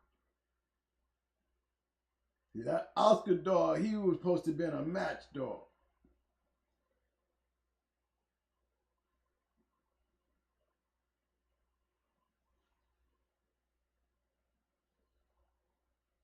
Look at Inky. Yeah, you see it. Eli being bred to Annie. Eli being bred to Annie produce. Orphan Annie 2. Bully's son bred to Annie produce Inky.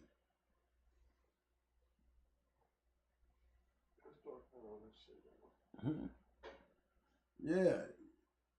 This is, y'all see him? That's that Oso Negro he was talking about. So when we go back out here and put her back on here with everybody else, put her right back here with everybody else, don't forget that's that Bert. Dusty's father. All this is Eli. Eli only little out is right in there.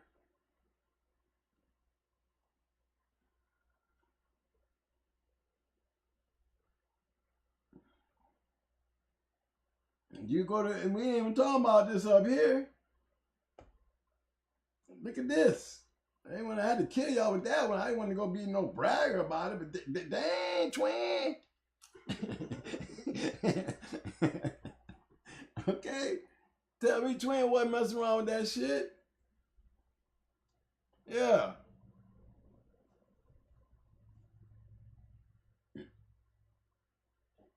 Tell them about the line breed. Remember, that's not line, that's line breed. Early in the game. I mean, come on, y'all. Come on now. All that's in one door. That's Crybaby. You go back over here, we put her right back where it was. And that's how she was bred. Twin made the breeding. That's how I got the pictures with TKO. For those who don't know who TKO is, he was the last person that had him. He had Rascal when he died. But that's a nice bred dog. Didn't get no puppies off of her. All right? But then, you see how the breeding was. We matched her first, though. That's why we didn't get none. Huh? We matched her. Oh, yeah. I wasn't a breeder anyway. That dog would have been a grand champion before I would have thought about matching her. Breeding her. I sure would have been. Who? You know, that was just one of the many. We're gonna pull up another one of them good bred dogs, and I'll tell you what the flaws was. I'll show you some flaws. We're just going through some of the flaws. Okay, y'all see Twin had a good, nice one right there. Yeah, she was a nice one. She was. And so was Dusty. But they didn't win for me. You know, Crybaby did. But, you know, come on.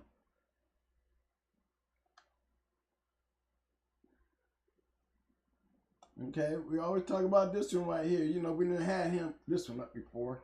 There's another one. How would we say this one's bred?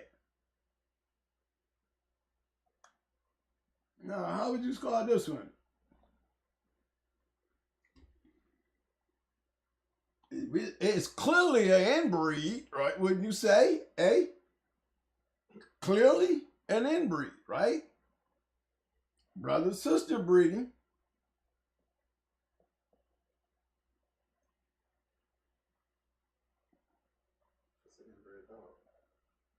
Definitely inbred. Wouldn't you call that an inbred dog?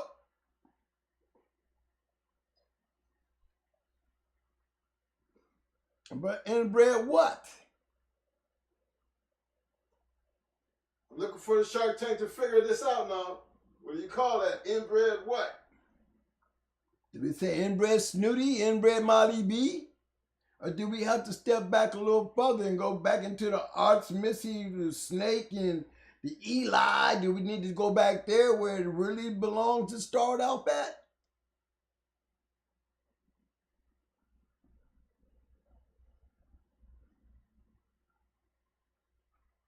Yeah.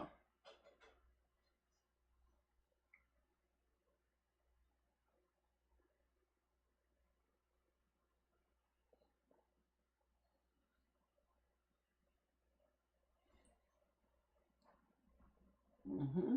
Go ahead and look in the Snooty right quick. Elon Musk called it 50-50. 50-50. And correct. It said that 50-50 war cross, as they used to say. Yep. That's Snooty there.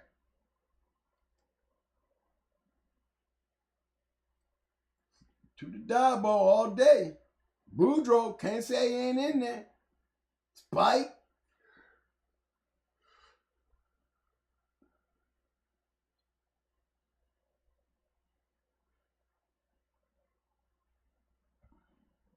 Okay, now let's look at Molly B. Remember where we was at now.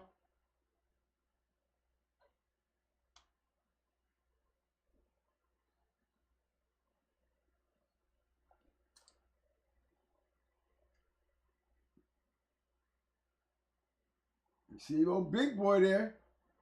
But I be up to talking that trash, y'all, but I be keep on telling y'all, man, every time y'all see that little Lonzo's Andy, I'll be thinking about Zebo and them. I think that Lonzo's Andy played a whole big part. And this is why he was such a bad boy. Yeah.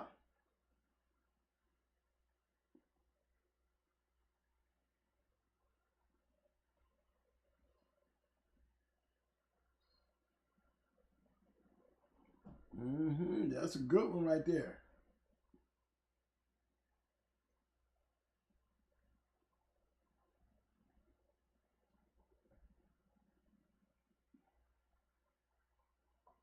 But you see the cross. It's down at 50-50. Okay? Both match dogs. You see that, right? As a matter of fact, this is the dog that beat, I think it was Apple, you know, Jocko's little mate's sister, was it? Molly B beat Apple, and her little and Red Lady beat Apple's daughter in one night. Molly B beat Apple, and then Red Lady beat Apple's daughter.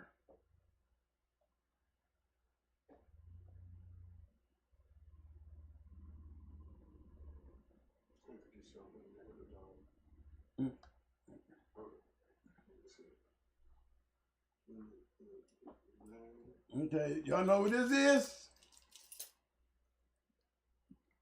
Anybody done take a shot at this one? I'm always talking about Molly B and Snooty. This is one of the dogs I got when I was down there. Came Ohio with from North Carolina off of Atlas Yard.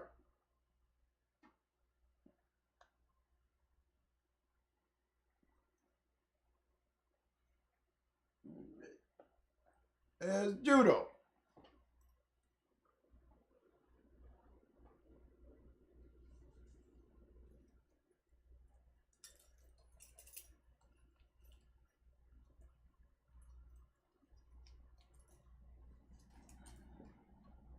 Okay, now how we say, now we would call that a 50-50, right? Inbred 50-50. Inbred 50-50. What y'all think? It worked out so well, they just took the two match dogs and put them together. What you think?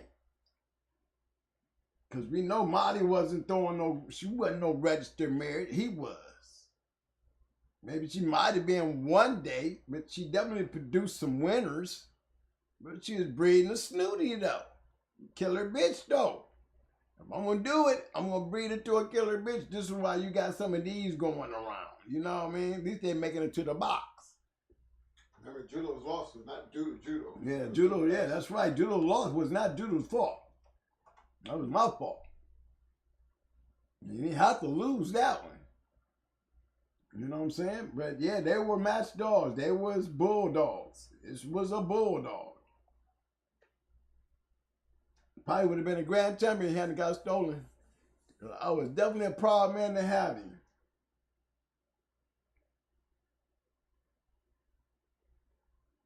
Okay, that's another one, okay? So we're going to go with 50-50 inbred. And we're going to go with the 50-50 being Carver, Eli, right? Is that how we're going to do that one? Carver, Eli, Diabo, you know, they're still going to go back. You know what I'm saying? When we take it back, it could be a lion bred Diabo with some little outcrops of the other stuff. You know what I'm saying? So we'll do a little bit like that. Further back we'll go with that eighth of that other shit. You know what I'm saying? But in the long run, in the forefront, we got a 50-50 inbred Molly B Snooty cross. You know what I'm saying? Which is, we can call it a Carver Diabo cross. You know, Carver Eli cross. You know what I mean?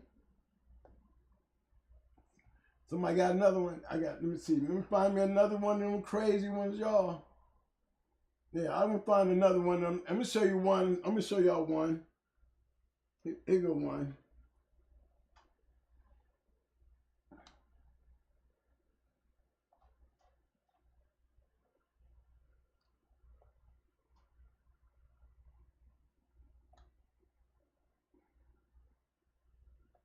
Okay.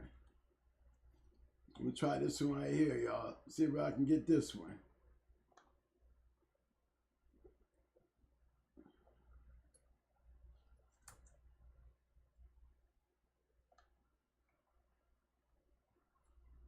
Okay.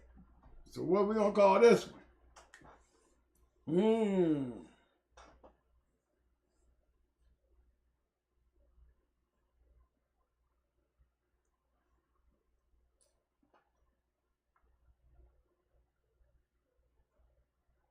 That would be, is that a line bred carver, inbred carver? What y'all want to call that one?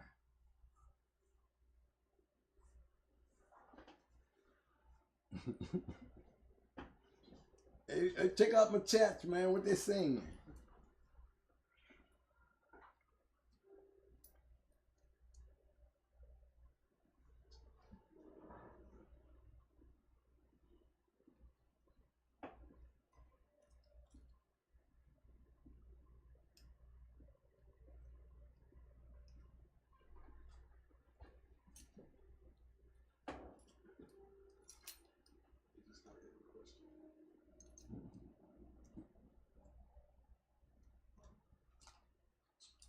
Paris Brown said inbred Carver.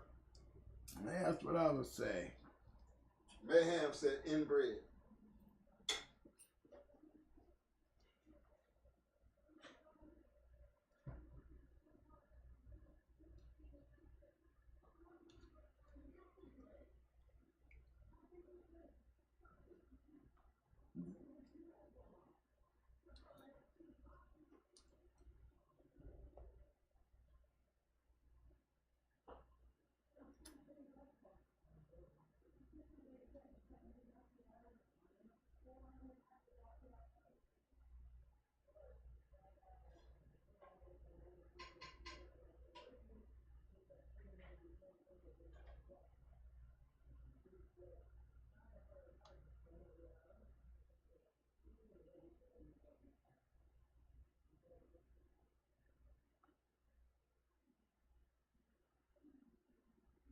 Don't forget that part right there, guys.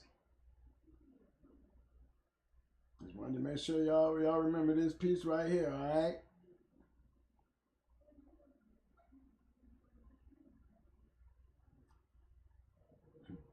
This water goatee. I don't know what that is. Here's the cover.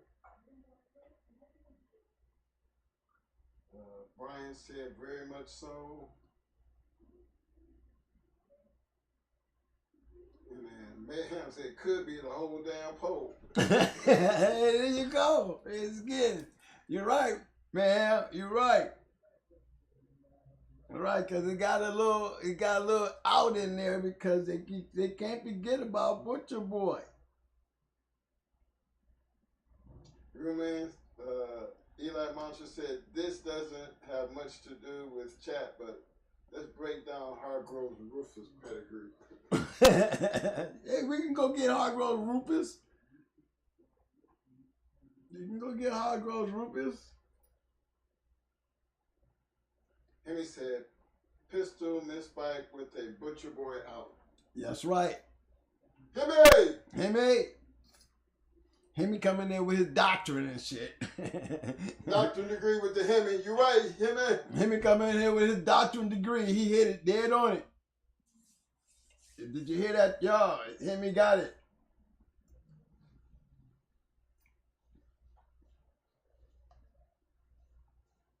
With the Butcher Boy out. Key piece. Key piece. That's right.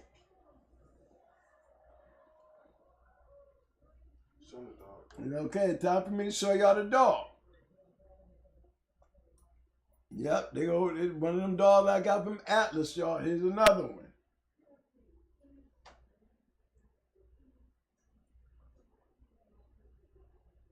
"40 minutes. And we beat the Robinsons. We was at their crib down there in Jacksonville. Now, you know I'm young in the game and don't even know who these people is, but I can tell you about this big old turntable they had. You know what I'm saying? They had a big ass turntable on that shit. So, you know, like I said, I remember their names was Robinson, and I remember that big old dog turntable they had. It was real nice.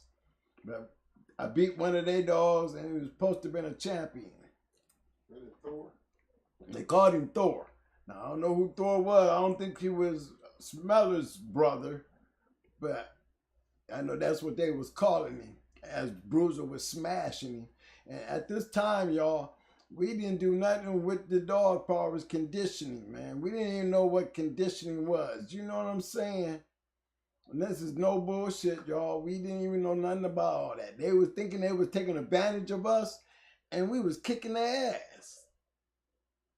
And that's for real. Man, if I knew about the journal back then, I'd have had all this shit in the journal.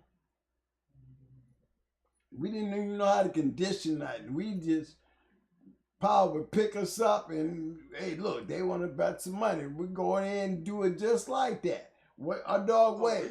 We had 2 weeks, 3 weeks. Yeah, they would give us like 3 or 4 weeks. Yeah. But remember, he was talking about bringing him in at his best weight. He didn't say like bring him in and, you know, and run him and all that shit. He just said bring him at his best weight. Well, his best weight, I'm looking at the, you know, James Edwards' dog, no, Alice Brewer's dog. Remember how it was in the barn, and he would let him out, and the dog had his weight on his neck. He would be all cut and built and shit. So that's how I would used to bring Bruiser and them in. I would just muscle them up. We'd be out there carrying bricks around the damn baseball field, you know, just dragging bricks and chasing us with the brick. You know what I'm saying? And giving them an egg. We give them egg and ground beef. That's all I used to do. Swimming in the river. Yeah, we used to take them to the river, throw them in the river, make them chase us.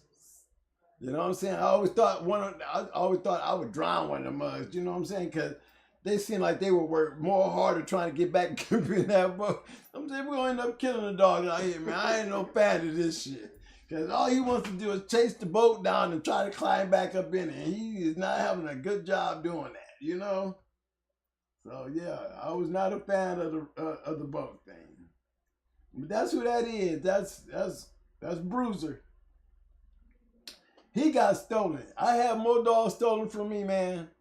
But yeah, he's another one. He got stolen. He never even made it to Akron. They seen him down there in Jacksonville. It wasn't long after that they did a frontal assault on me. They did a frontal. I was ready to go back to Ohio after they got their hands on Bruiser. Oh, yeah, they messed up now. I didn't took Bruiser. I'm done. Okay, that was another one. But then y'all know, y'all seen that. You seen the boomerang. You seen how Snooty was crossed in there. You know what I'm saying? With the Miss Poolhall red. And then, you know, they said Miss Poolhall red I lost one.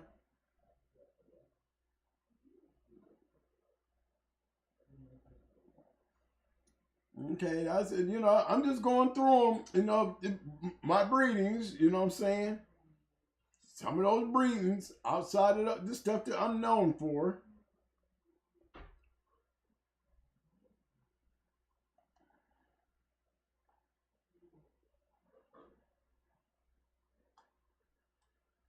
Okay, this one right here, who was this? Okay.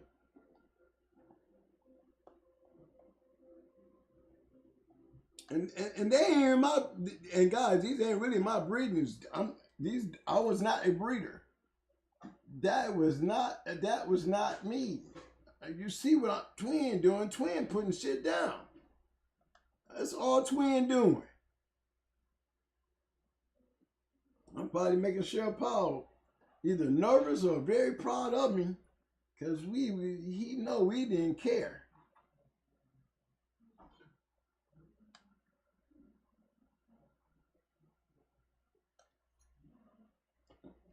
See, another one. Now we got this one.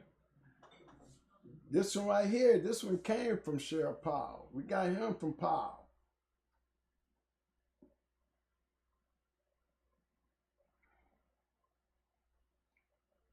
Yeah, we had this one right here. He had him.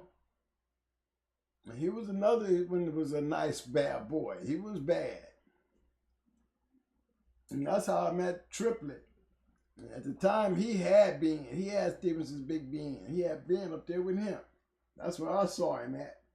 And there we go with that Haney's big boy. No, I don't know nothing about old Haney's big boy, but I know this much. They talk very highly of that dog. Yeah, them Carolina boys, they talk about that Haney's big boy.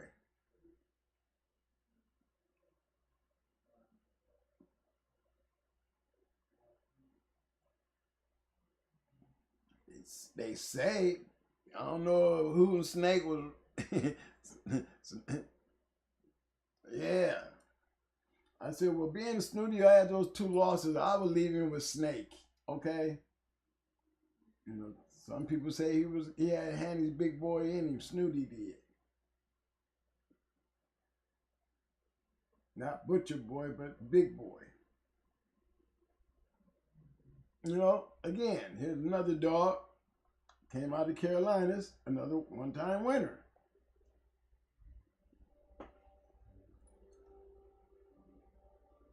And the dog we put on him, we seen him win 3. And we seen him win 3. And he thought he was going to pick on us. He called on us. Okay, we beat him in 23 minutes, y'all. But look, he called on us. You know, we Marines, we don't care. What the hell this fool thought? We saw him win 3 and he called us out. We don't even know how to do dogs, and we just know when you talk about putting one down, you call the right people, we'll be there.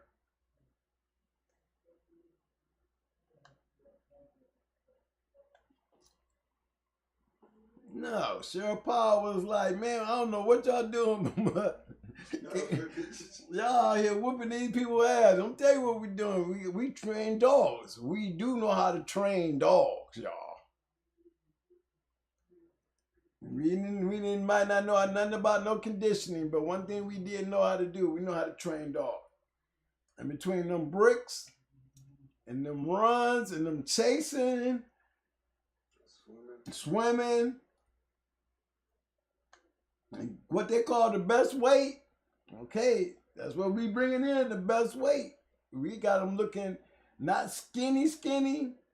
They wasn't skinny, skinny, but they was like muscle skinny. You know, we know what a built body look like. You know what I'm saying? And you know, These was black dogs. Yeah, and they was black dogs. So you know, with that egg in their food, you know what I'm saying, and that ginger honey, and that ground beef, man, that's all we fed them dogs. You gave them a little bit of high, what was it called then? Back then it was called Pro Plan. It was back then it was called Pro Plan. And we give him a little bit of that Pro Plan, and that's it. And I used to feed him twice a day. A small amount in the morning, small amount in the evening. You know, and it always was like, so that give him that extra little, you know, and this is, I'm going to tell you why I stole this from Atlas. Because I didn't know how Atlas was making his dog look skinny and built like that. But I had felt like I had figured it out. You know what I'm saying? I've seen his dog, you know, and the way he looked. So I had figured out this is what he got to be doing because, you know, we Marines, we lift weights and shit, you know. And we know we took the weight collar, you know, we went and got us a weight collar. Shit, Benny had built one. He went and got him a chain. Remember that big old chain? He got him one and he turned it into a collar and wrapped it up with duct tape. And then he put this big ass collar on Bruiser and Judo on them neck, and you know, and we tie them to those bricks and just take them out there to the field and watch them run around out there in the grass chasing the brick just bouncing all over everywhere. You know, we didn't care.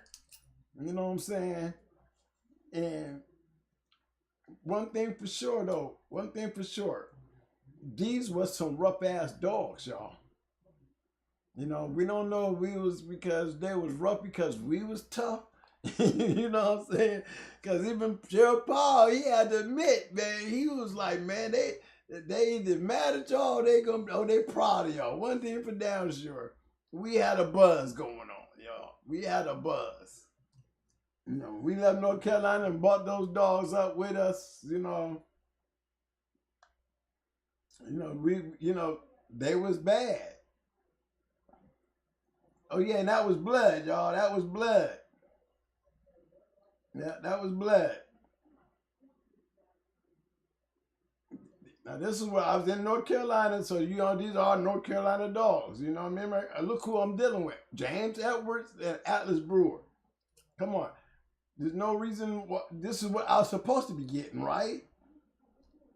These are the guys that I know. These are the guys that I'm hanging out with, and these are the dogs that they giving me.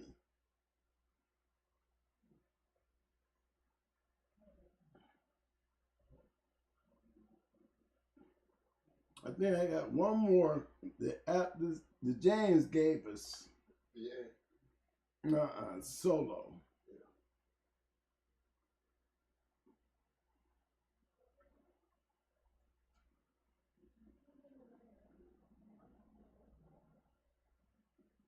Another Carolina dog.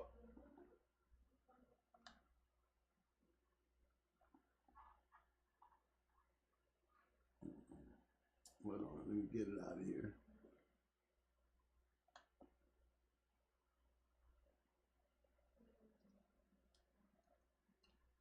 Y'all see how these breedings is though. Now remember now, these ain't us making these breedings. You know, we ain't the one doing the breeding days. Okay, so all we doing is we just taking them at the time and just putting them down. That's all. I mean, we putting everybody down. 3-4 weeks, we see you. We wasn't even about no 8, 9, 3, we'll see you in 3. 4, we'll see you in 4. We didn't care. They just, you know, it was like that. You know, it was even lockups that, you know, we didn't even know what lockup was. You know, didn't have no idea what a lockup was. Sheriff Paul took care of all that. Okay, here's another one. I got this dog from James Edwards. Another one. How's this dog bred?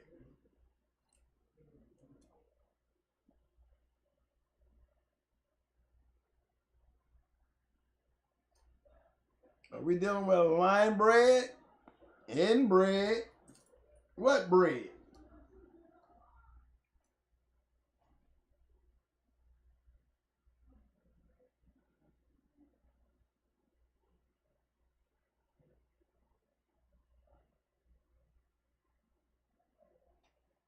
Oh man, OGG Bulldogs, I bet you all the motherfuckers was man eaters. It was though. No, not.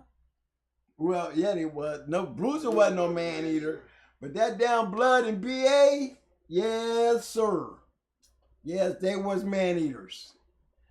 Blood wouldn't attack you like BA would. BA, you don't know whether he fighting dogs or he fighting people. Yeah, nah. Not Bruiser, but yeah, they was man eater.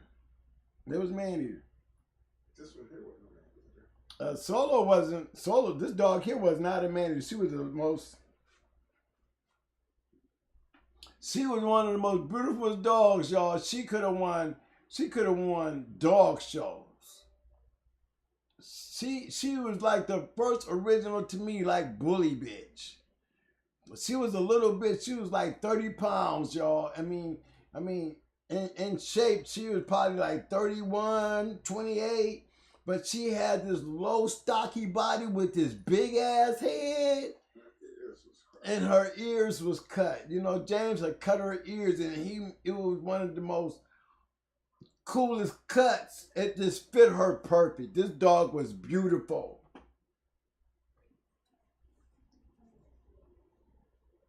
Let me see, somebody said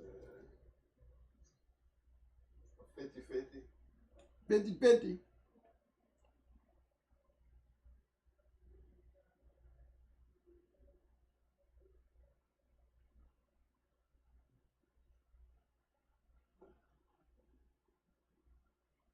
And as you see, this is the old pedigree. You see this, they went old school. They got Bush's Eli. You know what I'm saying? They got Benny Clayton's Eli Jr. You know, look at they old school. Look at those Pete Sparks down there. 50-50, 50-50. I would have to say 3 in, 1 out. Wouldn't you say 3 in, 1 out though, y'all?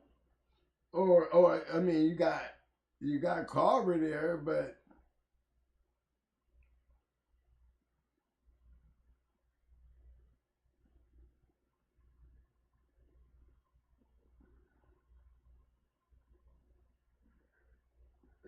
Yeah, like this shit. and I like this stuff. See, this is that stuff that Sheriff Paul like.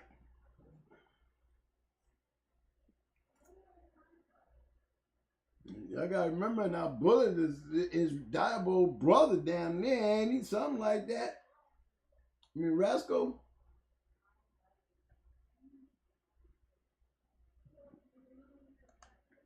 Yeah, that's what I thought. Mm-hmm.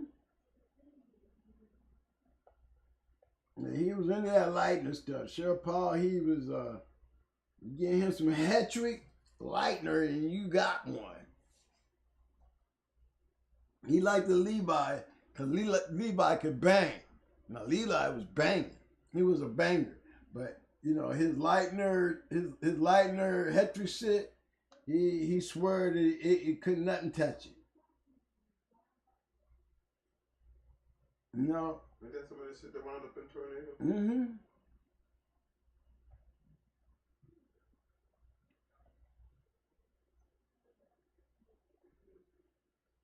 Yeah, you liked that Levi dog, though.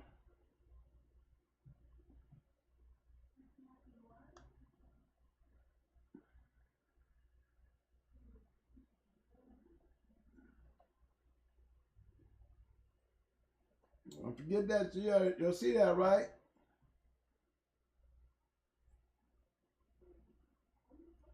You got Tyron's Rascal again. See him up there? All in the pistol. I just wanted to make sure y'all pick that up. All right. Now let's go look at it again now. That was Artist Missy. Now let's look at it again.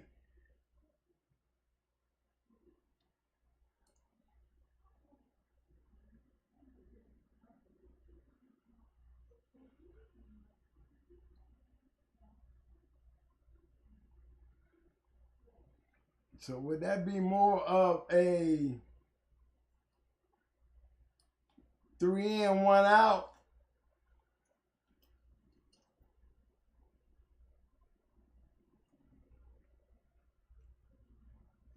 Because to me, him and Bully Son and them, they almost the same thing going down through here. There's a little bit of line breathing now too. Hmm? Some line breathing now too. Mm-hmm. The line breathing is there, and all this right in here. That's the line. This is the line. And this right here is almost the same.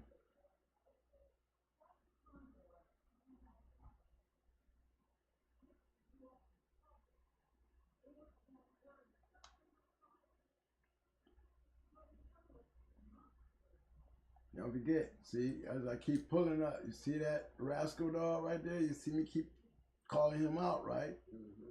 You see me keep picking on him because they are line bred. See that? That's Dabo, they have brothers.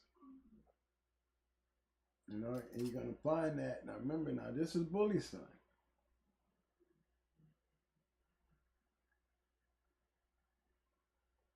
Now, I don't know. This is Bush's Bully Son, Eli, right here. I don't know when.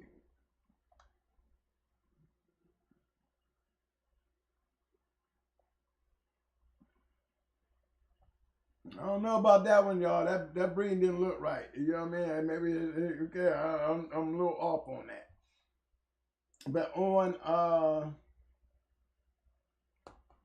Solo's papers, it didn't say Lopaz's Buster. It said Shavar's Buster. It had Lopaz's Queen at the bottom, but on her APBT papers, it had Shavar's Buster.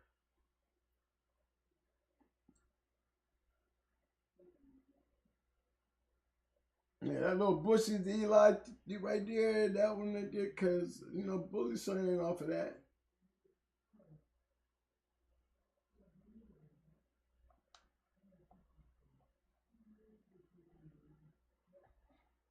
Okay, y'all. Where I'm at now. Where I'm at. All right, y'all.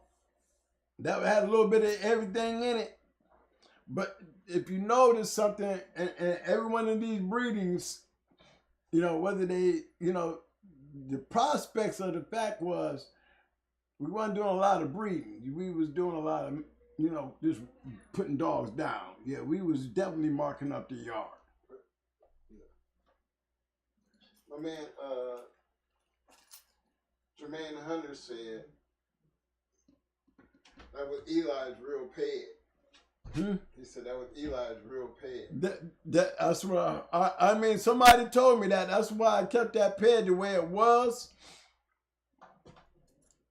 Because that is the pedigree that we had got on Solo.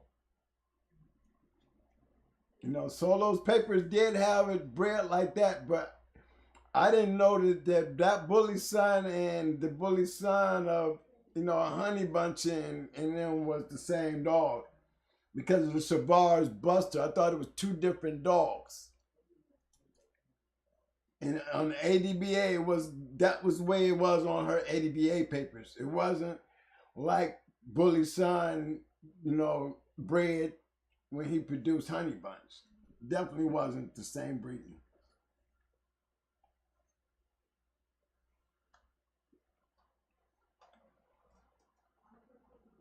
Yeah, I mean, I knew that. I mean, you're right about that. Who said that? That was Jermaine Hunter. Jermaine Hunter. You're right about that because I used to have the ADBA papers on on every one of the dogs. On every one of these dogs, they had ADBA paper. And the thing about them, we just didn't have the little piece. We had the 16th generation one. We had that one. We had the big one. And we had them laminated. We used to have all their pedigrees laminated because Pope used to always say, man, how lucky we was to have those dogs. Y'all was sitting in the mouth of the South with some great dogs. But I'm going to tell you guys, I outgrew those dogs. I ain't going to lie to you. I don't know what happened. But Judo, he started the trend. They took Bruiser. They took Solo got home. So that left Judo. Yeah. Huh? Crybaby died during the winter. But then Judo, he went on this mad tear. After Judo lost, we trying to get Judo to quit or something. I don't know. We just started just putting Judo on everybody. We put him on Damien. We put him on Ratchet. we put him on Blood. Judo just destroyed all of them. Yep, he destroyed everybody. That's when we took him back out to finish off the month. Yeah, and that's when we took him back out. Yeah, we put him on everything, and then we just said, we went out there and started matching. He went out there and won 2 more. Yeah, man, but he destroyed some good ass dogs, man. He did. He destroyed my dog. He did. He destroyed all of them. When he got blood, when he got blood, took blood, top his head off. That was the last of the rest of them. Then Ratchet was not far behind. Yeah, Ratchet was another one. He wasn't far behind. There you go, one.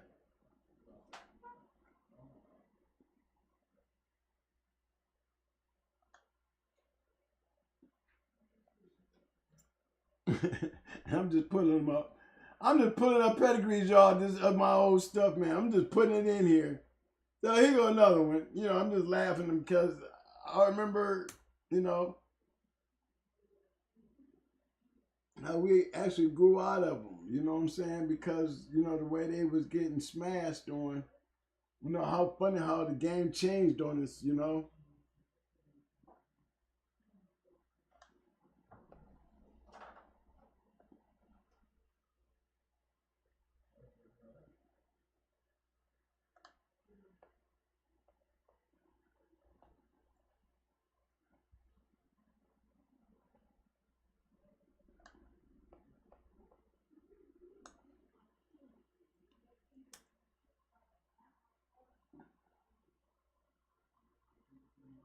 Here's another one, y'all. This is another James Pope dog right here we had.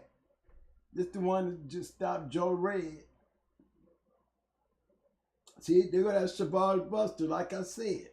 See, that's how he was like that. It didn't have that low posse Buster. Now, I don't know how this dog is bred, but yeah, this is another one right here, y'all. This one came from James Pope too. We had this one. This the one we stopped Joe Red with. Look how he bred. How is he bred?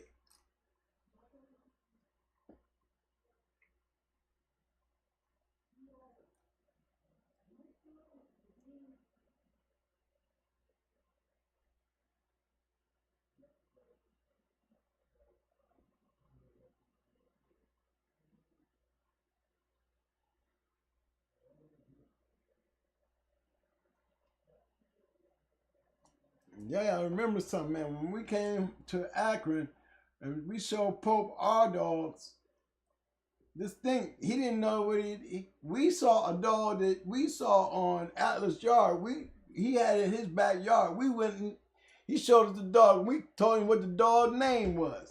That's when he knew we wasn't playing. Not only did we have the papers, I said, man, we seen that dog. He was down there. The dog name was Blue. He had a blue eye. But look what he was getting. He knew all of them. He knew Abernathy. He knew all them guys. Kimsey Woods.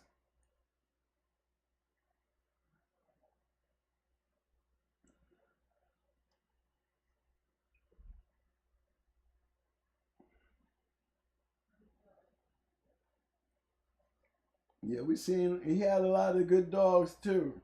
These dogs was game as hell. That's all I can tell you about these dogs. But look how they was breeding. But see how they was breeding them? No, I mean I don't see what they was breeding for. They was getting these black dogs that was just game as hell and had some big ass bodies. They had some funny stifles though. These dogs right here have funny stifles. Now Ratchet, he was more built out than the rest of them. But yeah.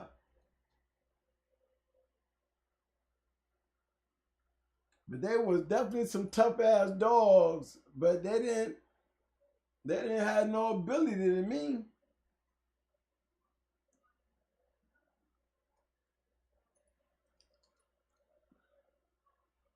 Yeah, Daz, that dog Daz, he was a pretty nice dog himself. He was, yeah, Ratchet's daddy, he put the body in those dogs. And I think with this Wonder bitch, when Snake Man was on Fat Bill's show, I asked him I heard him say something about Wonder, but yeah, Wonder was up in Akron with us. James Pope had her.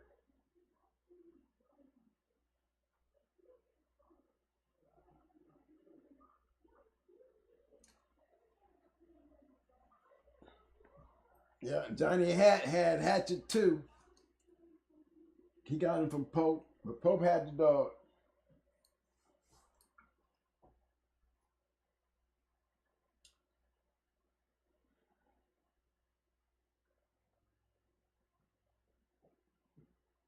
Yeah, he used to talk about this Syke Sampson dog too.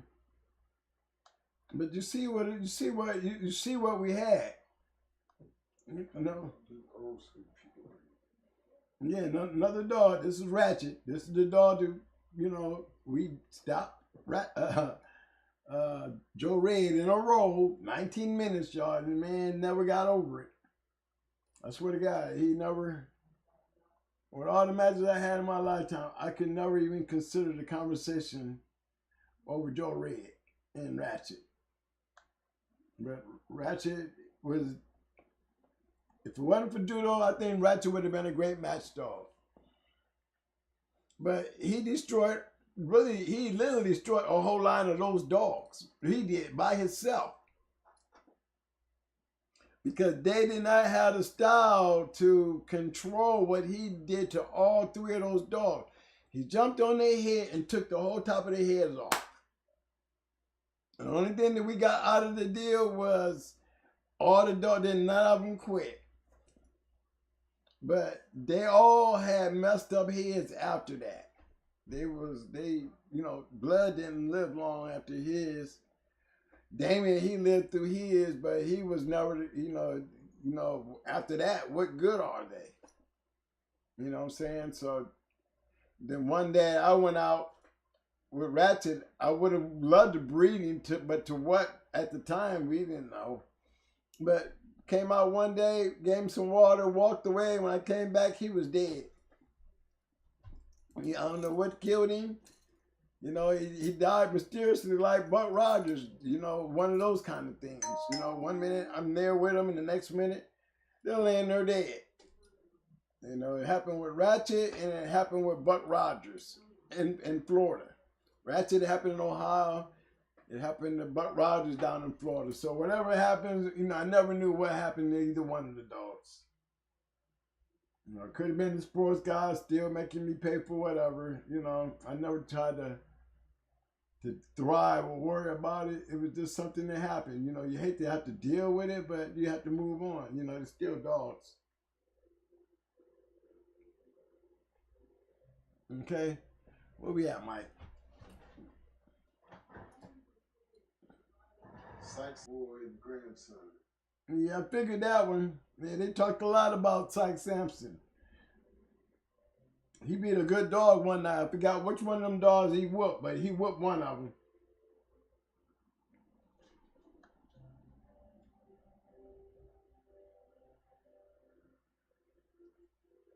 Let's see.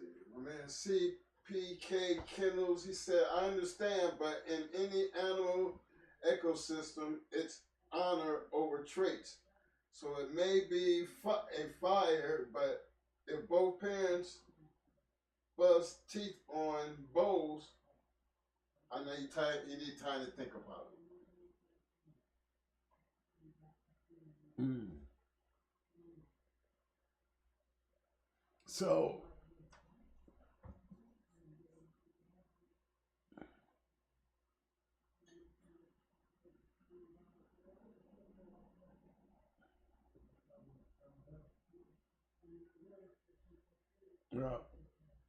I don't know about the honor part of it, but I can tell you about trait.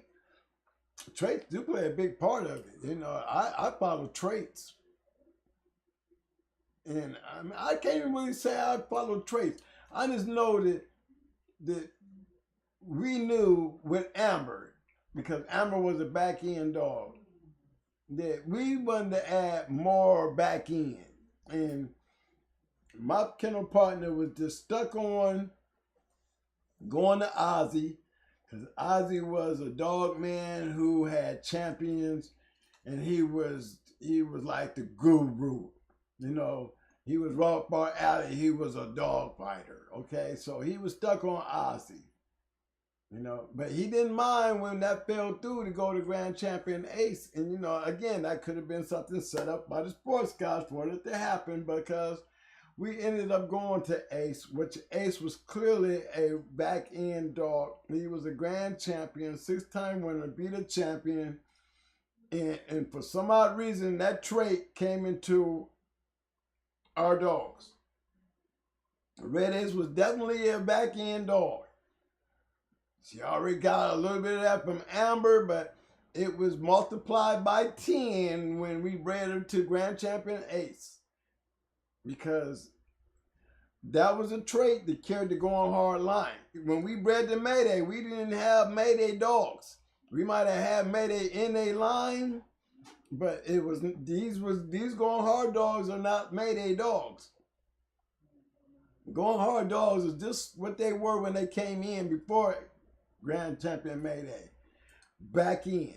Red Ace was a back end dog. She ain't got no Mayday in her. When we bred the Mayday, Brat was Mayday, but Brat was her mother. Brat was definitely her mother. May 2 was definitely his grandmother. You know, a lot of our dogs took after the back end of Grand Champion Ace. So I would say that Red Ace was a whole new beginning of a new line that affected the outcome of what Going Hard Kennels became. Everything else was bred to fighting dogs anyway. Because yeah, everything, and basically our whole line is based on just her. You know, those 55 dogs, right? Those 55 dogs, right? Most of those dogs gonna have her and Amber in them. You know, I'm not talking about the Eli dogs. I'm not talking about those dogs. I'm talking about those Mayday dogs. Those Mayday Stone City dogs. All these breedings that I made, and then all the breedings that came after these dogs, off of these dogs that we made, they were not just Mayday. They had that Grand Champion Ace style. They had that mouth. You know, they had strong mouths and they went into the back end. And that's what made a lot of those dogs unstoppable. Not saying look at the rest of them. You know, that took them, those dogs put us in a whole another level of different dogs. I mean, these dogs was better than all that Eli shit that we was playing with. Total difference to any of that shit that we was playing with and we was winning with. No, these dogs here was something totally different, total different way, put us on a totally different level of doing dogs. Totally. So you gotta remember that. You know, and I think the major factor was that, you know, being able to take Ace and going into that with Ace sparked off to something that was already heavy bred in Amber, and then to turn around and put Mayday back on top of that right there just made. Talk about what was in that Ace dog. I mean, he had Zebo. I mean, all the perfect connections to him. Charlie. Got that grand champion Ace. And then we took that shit and crossed it with that Mayday shit. That cleaned up the whole top of half right there, man.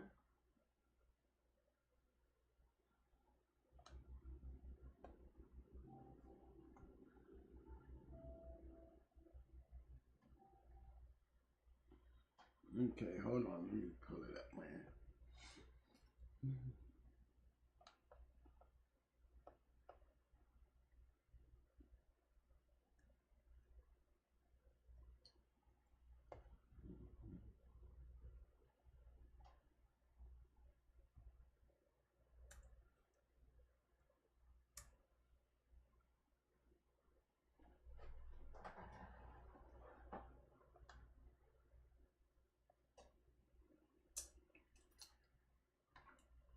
All right, guys.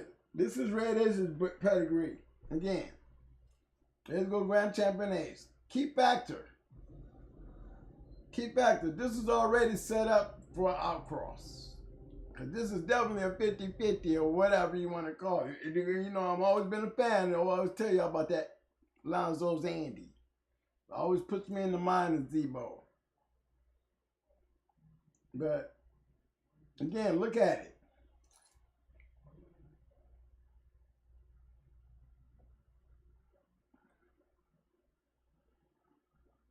And definitely took some battle dogs up here and added to this game old shit down here. You know, that was the setup for me. I mean, again, by choice, by chance, whatever you want to call it, you know, this was a major changing point. And it is stick right here. This breeding right here, it was the contributing factor to everything that went on from that came after that.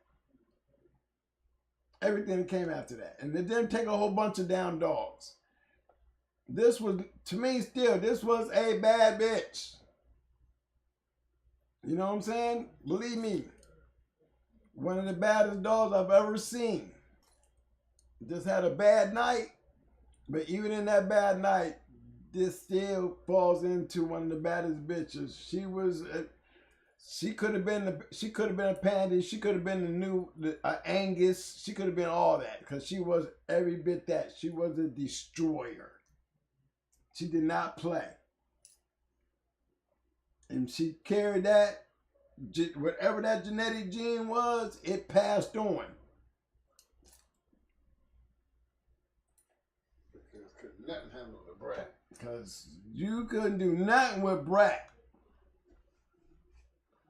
She definitely, Brat, this was a pinnacle of her mother.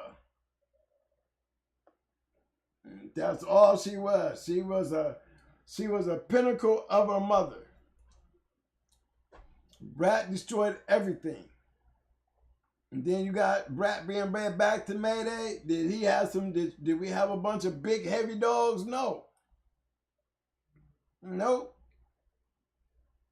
We had dogs like Maytu, you know, and then they have a big one now. Mayo was a big boy. He was a big one.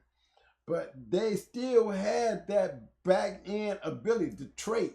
Even with all that Mayday and all that crazy, because they was all crazy. But one thing they carried that they would not let go of, y'all, they all were back end dogs. I mean, we bred it to the yellow buck stuff. Guess what those puppies had? Back end killers. The trait kept on going. So when that trait popped up, you can guarantee out of those, The Nico shit. I mean, from Nico, I mean, all the hardcore. I mean, hardcore, I mean, everybody, it was still going hard dogs were back end dogs. And I'm not just talking about they worked the back end. These were back end killers. You can follow it from Ace, Grand Champion Ace. You can follow it. I guess you can go back to all that Grand Champion Zebo, Charlie, but whatever that line had, when it hit Amber and went to Red Ace, and all it was one breeding. That was breeding her to Grand Champion Mayday. And then that cross right there, it carries something for years to come. That makes them, they're not Mayday dogs. They got Mayday in them, I would have to agree. They got yellow in them, I have to agree. But the thing that really set them shits off was that Grand Champion Ace, that hard mouth, back end destroyer. That's the key. I mean, and that's what you're gonna see. And most of the dogs that we got to talk about when it comes to going hard dogs, you know, they do have Mayday in them, but they got going hard in them. And that doesn't make them a going Mayday dog. They make them a going hard dog, but because they have Mayday in them, but they're not Mayday dogs. You know, maybe the Mayday might even made them even crazier, you know, with a talent that they know how to use very well. They were very aggressive. They were very athletic. And once they got back there, you're out of there. You know, they didn't spend a lot of time in none of the matches. Not even the ones that was out there running out there on, you know, outside our yard. These dogs did not go long. You know, and they come with, you know, maybe they might have added even bigger, better bodies. You know what I'm saying? They were just more complete dogs, you know. I think I got to step on everybody because those special things that, you know, Destiny might have took us along the way. It had a lot to do with it. Or maybe it was just the KP knew exactly what he was doing. I just know one thing, that when those dogs started moving around, you know, they weren't like Mayday dogs. And they never have been. A going hard dog is a back end destroyer. And for those guys who knew what that meant, they would all be able to, they was to come on this show, they would all say, he's right about that. Because most of them, I would have to say 95% of them, that's what they were doing. And if they made it that far, that's exactly how they made it. And if they won it, that's how they won it. Now, you know, not saying that they all couldn't be beat. I'm going to tell you, the ones that there was out there, you know, it was hard to beat them.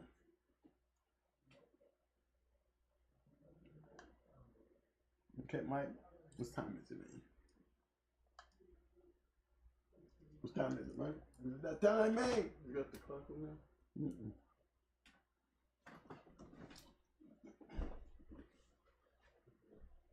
Yeah, we're at that time. Oh, okay. You did pretty good then. Yeah. Okay. Hey, guys, I mean, did you notice, guys, that a lot of these crosses got either all of them in them, a combination of all of them, some more than others, but it's like a building stage to all that. What you got, man? My boy, the student, he said, you got my respect, big bro. If I could, I would, but check your Cash App. And this is for your realness. No, who is that? The student. The student. Who is the student? The goddamn student. That's what you call putting an apple on the teacher's desk, bro. You know, shout out to the student. Thank you, bro.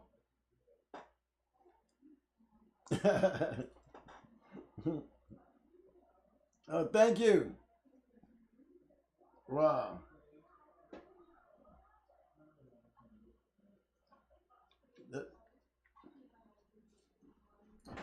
But yeah, man, and I'm glad. I hope I'm pointing out a lot of things to y'all, because if you definitely notice, these were match dogs.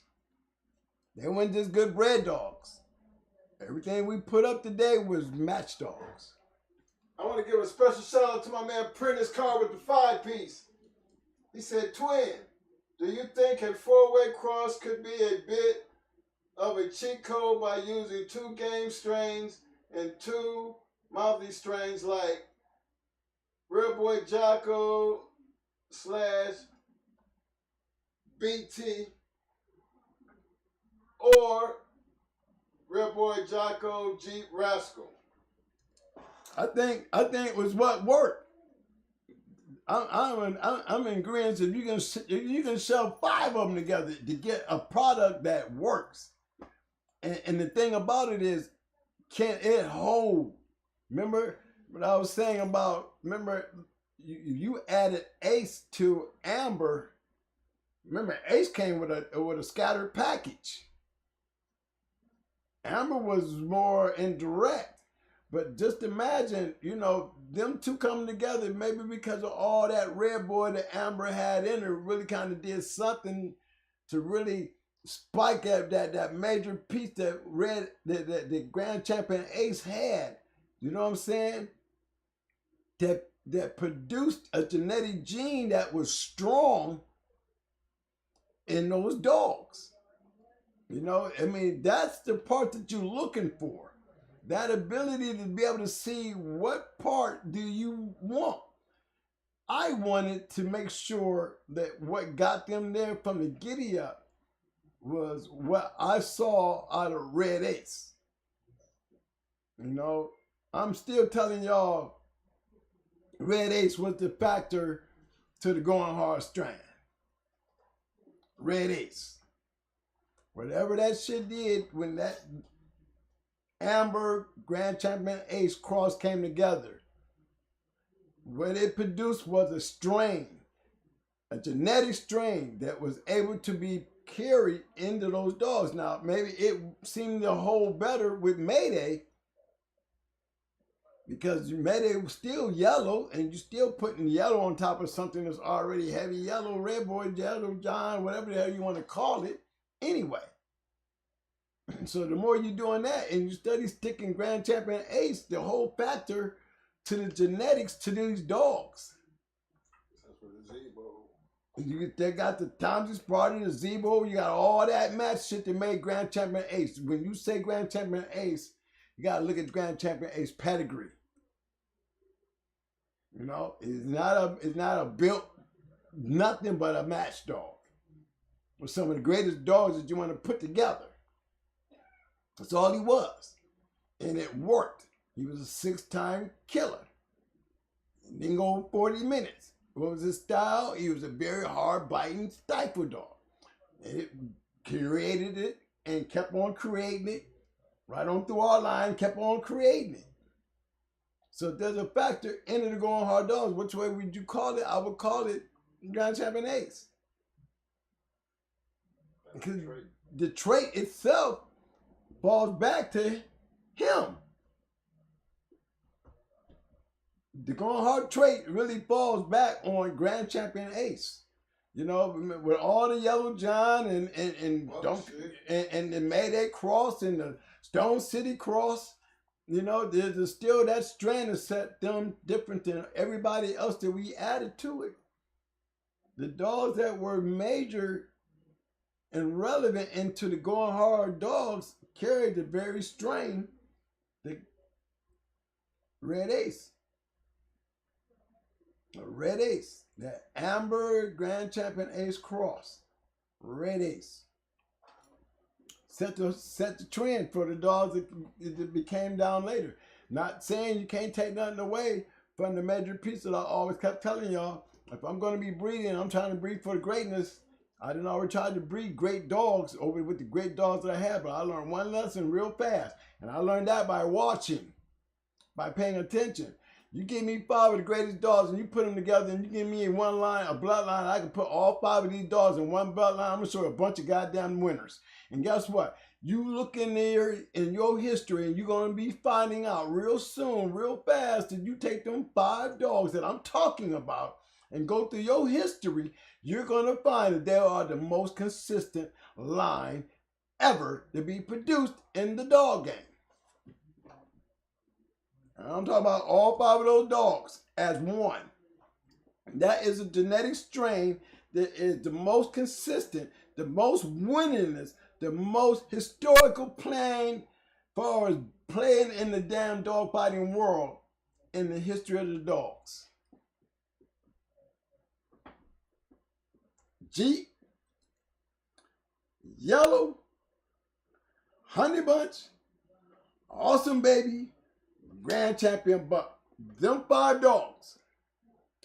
Them 5 dogs. If you got them 5 dogs in your line, you are hard to whoop.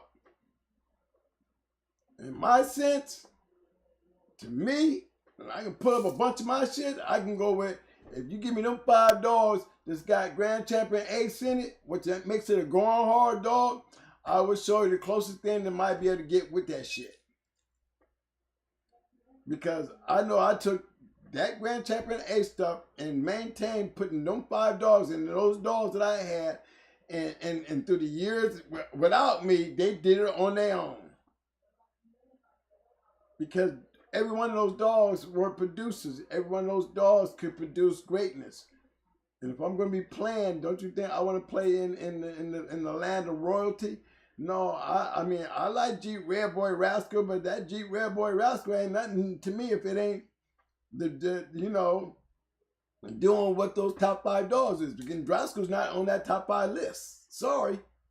Remember, I had Rascal shit. Okay? I had Jeep shit. Don't forget, I had Goldie, a triple bred Jeep bitch. For those that didn't know, I didn't pull her up tonight, but I should have, could have. Okay, and even her pedigree, use James Garrett, you're going to hear somebody telling you the last person he know had her was going hard Kennels.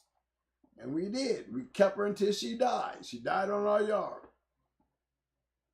You know, but look, I'm trying to tell you what did work for us was that chemistry right there. That chemistry at work. And for some odd reason, I didn't try to change it. I tried to flow with it.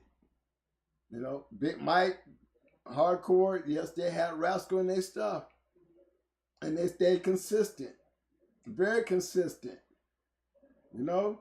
But I would have to say, you still had Yellow and Jeep real strong in your shit.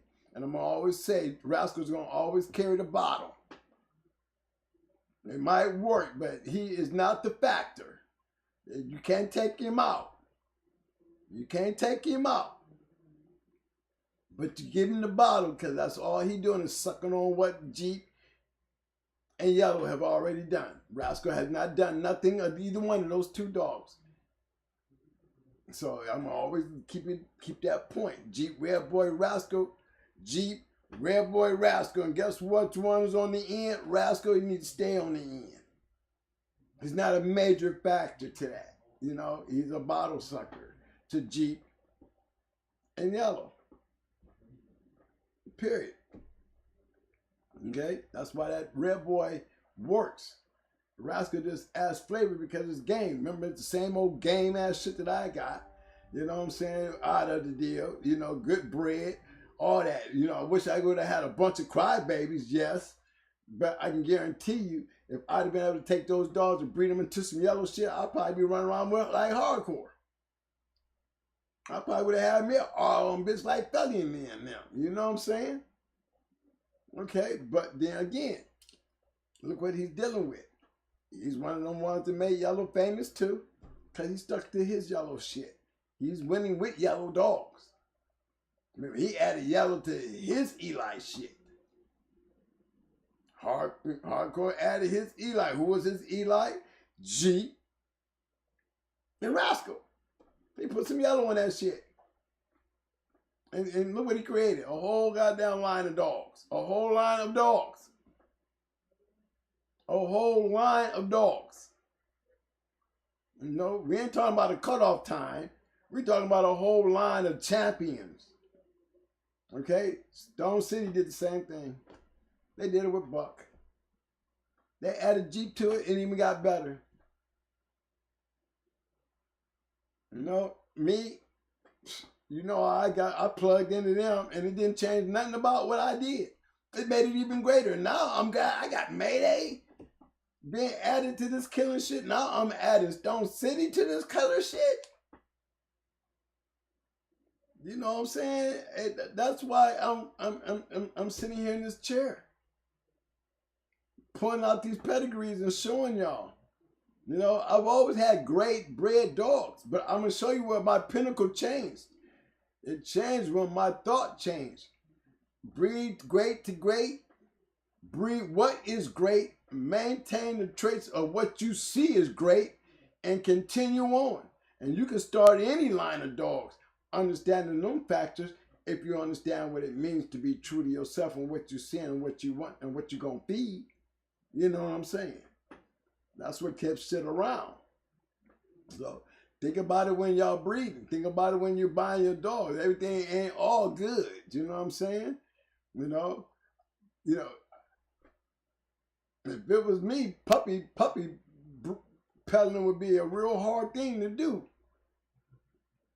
You know, I can easily go out there and get me some dogs, y'all, and go in there and sling a record out there that I know can't too many of y'all guys touch. You know, and just on what was done with that line of dogs and sell puppies like Chico and them. You know, it's just a straight out, flat out puppy peddler. And you know, but to me, it's like being Judas. You know what I'm saying? Well, I can't give y'all what I got, and y'all can't win with it like I'm winning with it. Then, you know, then where does it stop? Where does it mean anything? Then you're just doing it for the money. Me, I just cannot see myself cleaning up puppy shit and raising puppies just to fool the public and to make some damn money. Because raising puppies is hard. You know what I'm saying? I mean, it's bad enough when you got to raise them and then have to get rid of them. Because me, I didn't have that kind of love for them until they proved what they were supposed to prove to me. You know, I am not a puppy man to be a puppy peddler. You know what I'm saying? So, yeah, man, we had a good night, man. I hope I did. I hope y'all enjoyed it. Eli Monster said he's seen a lot of good Rascal dogs. Me too. Eli Monster. But you can't get no more Rascal than what we had. I'm telling you, they do. And we've seen a whole lot of them. Remember, look where we was at in Carolina, man. Look at the heart of where we was getting it. We wasn't the only ones down there with dogs. Yeah, we seen a lot of good Rascal dogs. Yeah. But goddamn it, man, do you understand the moral of this damn story? You're gonna see a whole lot of good damn every damn thing. We talk about the most consistent, that lasted over time type of damn dogs. Right. Rascal getting help, y'all. You can't. I'm gonna say it again. Rascal gets help. You show me a Rascal line by itself. The show me the consistency of hardcore kennels. Show me a Rascal line that's by itself that can show you anything close to what hardcore was able to do with them crossing the yellow stuff with it. Show me Rascal by itself that's running better than anything the Red Boy Jeep Rascal could add to that pudding. No, it can't. You can't. Trust me, I've seen enough Rascal dogs matched. You know what I'm saying? Me too. I had enough of them. But they're only safe until they run across a person like me who knows what it took to beat them out of my yard. Remember, I beat all that out the yard. The only thing that was able to surpass the test was Judo. Judo Judo was the only dog that came out of the Carolinas that could have handled the fast lane that I was living under once I got here to Ohio. Okay? Judo went through all that North Carolina shit. You know, coming from North Carolina, but who was he off of? Snooty and Molly B. All that Rascal shit couldn't make it. All that damn the Eli shit didn't make it. All of them had their winning days, but when it came down to the fast thing, he was the only one that probably could go out there in the fast thing and win. You know? Just being real with y'all.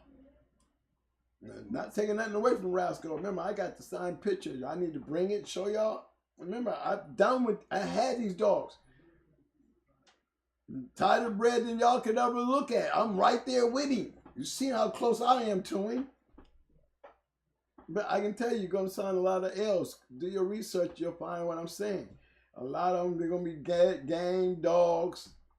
You know, dead game. And if they're bred with some Rascal in them, they're going to have something else in them with it. It's going to play a major factor. It won't be Rascal. He's a participating partner to it, but he's not a major factor. He's never been a major factor in any of that shit.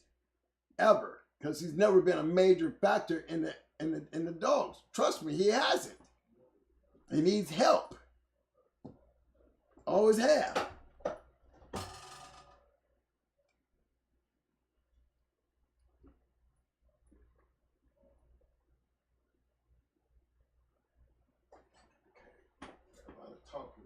Okay, I know they all barking now. I know, but I can go in here and start showing.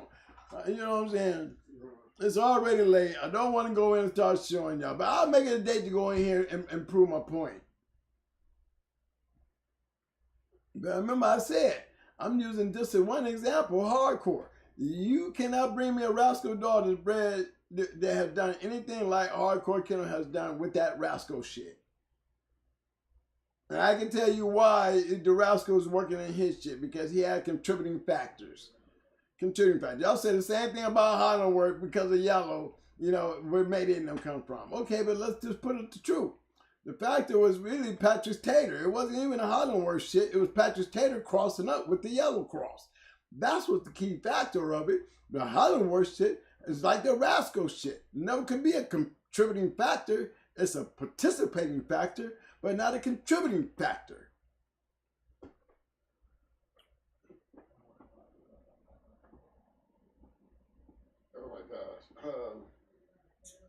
Fat Frost said, Twin hating on Rascal. How am I hating on Rascal? How do y'all full of them? Email Monster said, yeah, he totally agree with you. High Key Lee said, Rascal is a great base. No. No, he's not. He's not a great base. He is not a great base. He is a factor, he's a contributing factor to a great base. But don't make him a base. He's a contributing factor, but not a base. Not a base.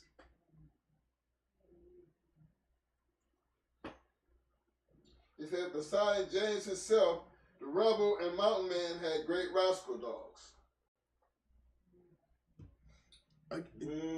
But do I need to bring him? I mean, do we need to do a show on Rascal? That's what we're going to do. For all you guys who believe that. We do a show. Yeah. We just say that for another day. We're going to say that for another day so we can do a little deeper. We have not did Rascal yet. Right. Because you know how we feel about that. Right. Y'all see we had a lot of Rascal dogs, so I think we're in a position, Mo, to address that. Unlike other people, they can talk about other people's yards. Right. But we can really talk about Rascal. We had a lot of them. Yeah. And we know how they. I think Crybaby was about the baddest one that we ever had. Right. And that's the truth. You know, we got Rascal. Remember, we got Bosco. We got all those dogs. Y'all, come on. Still talking about all that. We got Champion Bosco and all that, but man, I'm gonna show y'all what he's a participating factor. He's never been a factor. Anytime you guys, he's like Snooty. You know what I'm saying? Anytime you got these game ass losers, they're always gonna be a contributing factor. There will never be a major factor to shit. There'll be a participating factor, which makes it good, but there'll never be major with them fucking losses. And remember, I told y'all, okay? I told y'all, all right? We're gonna go in here and I'm gonna show you. It's always been a factor in the Boudreaux dogs. They show you they'll lose. You know, you said in the Boyles dogs, they all lose, but come on, y'all. When we say they all lose, y'all, come on now. Y'all don't want me to start playing around in numbers. I told y'all with the Mayday dog, with Yellow and the Hollandworth shit, and the Hollandworth dogs ain't shit anyway. Well, guess what? You bred that shit to the Yellow shit, and let's talk about they winning the record. Let's talk about how many champions they had and only had one loss. Is it the fact that it happened and the numbers are so much better than everybody else's? What's the problem? I mean, and I'm only telling y'all true facts. We'll do a show. I'll put all this shit right down in front of you and point it out and tell you and show you why I say what I say.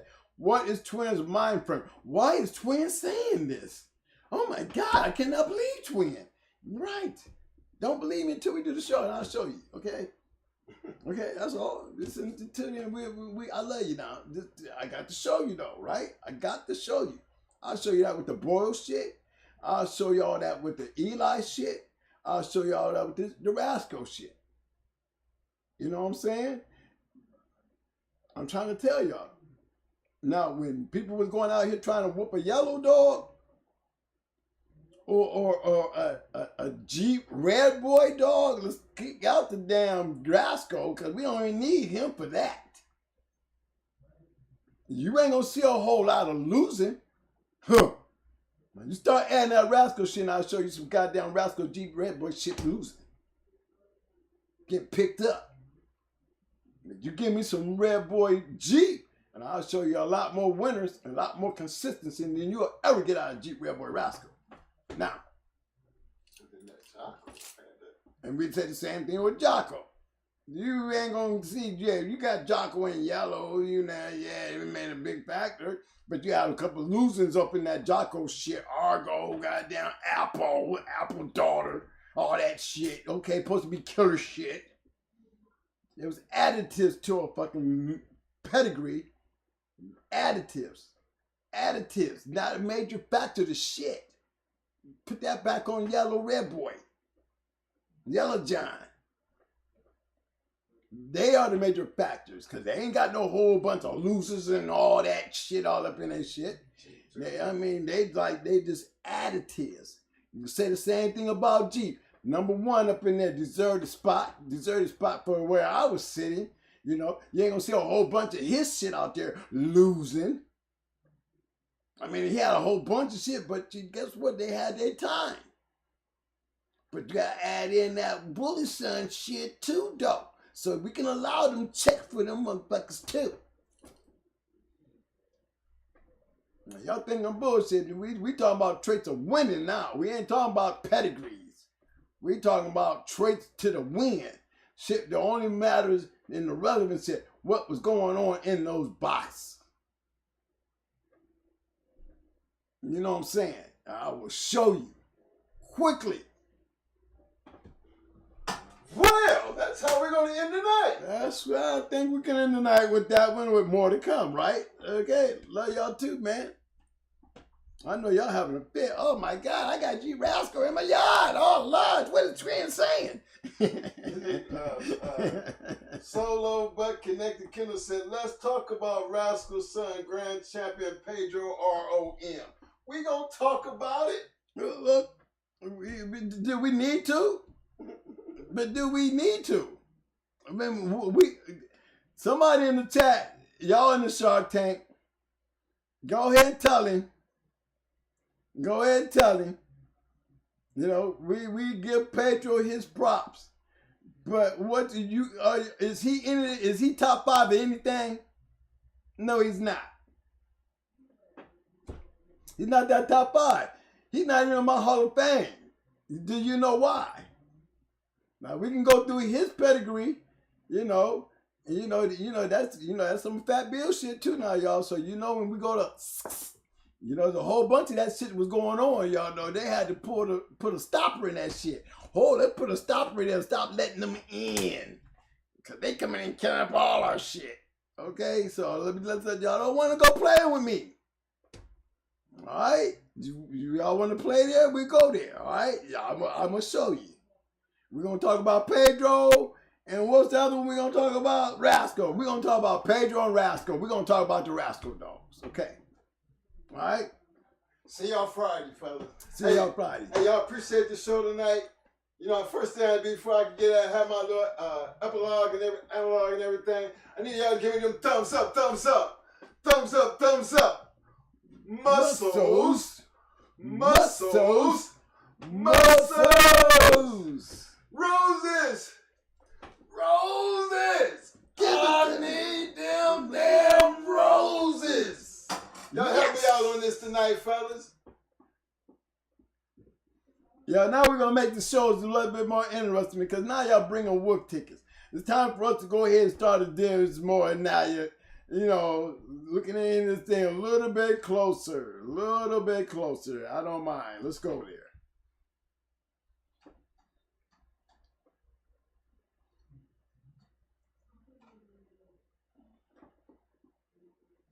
Yeah, man.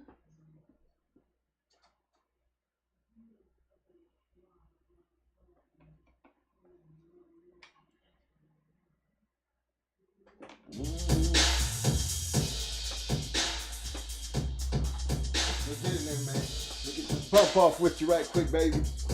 Yeah, man, we had a good night, man. That was pretty nice. Let me see, yeah, we got to hit this, turn this down a little bit, man. That's how we're going to be doing 2 hours talking today. Yeah, I was a little high tonight. My throat hurt a little bit. I didn't have nothing to drink. You know what I'm saying? All right, y'all, look here. Now, as usual, I like the way the Shark Tank handled itself tonight. Everything. Y'all know this was like a learning experience. When we start talking about inbreeding, because you notice everything in the poll itself, all of it was able to produce something. So it's no way you could get a wrong answer to that.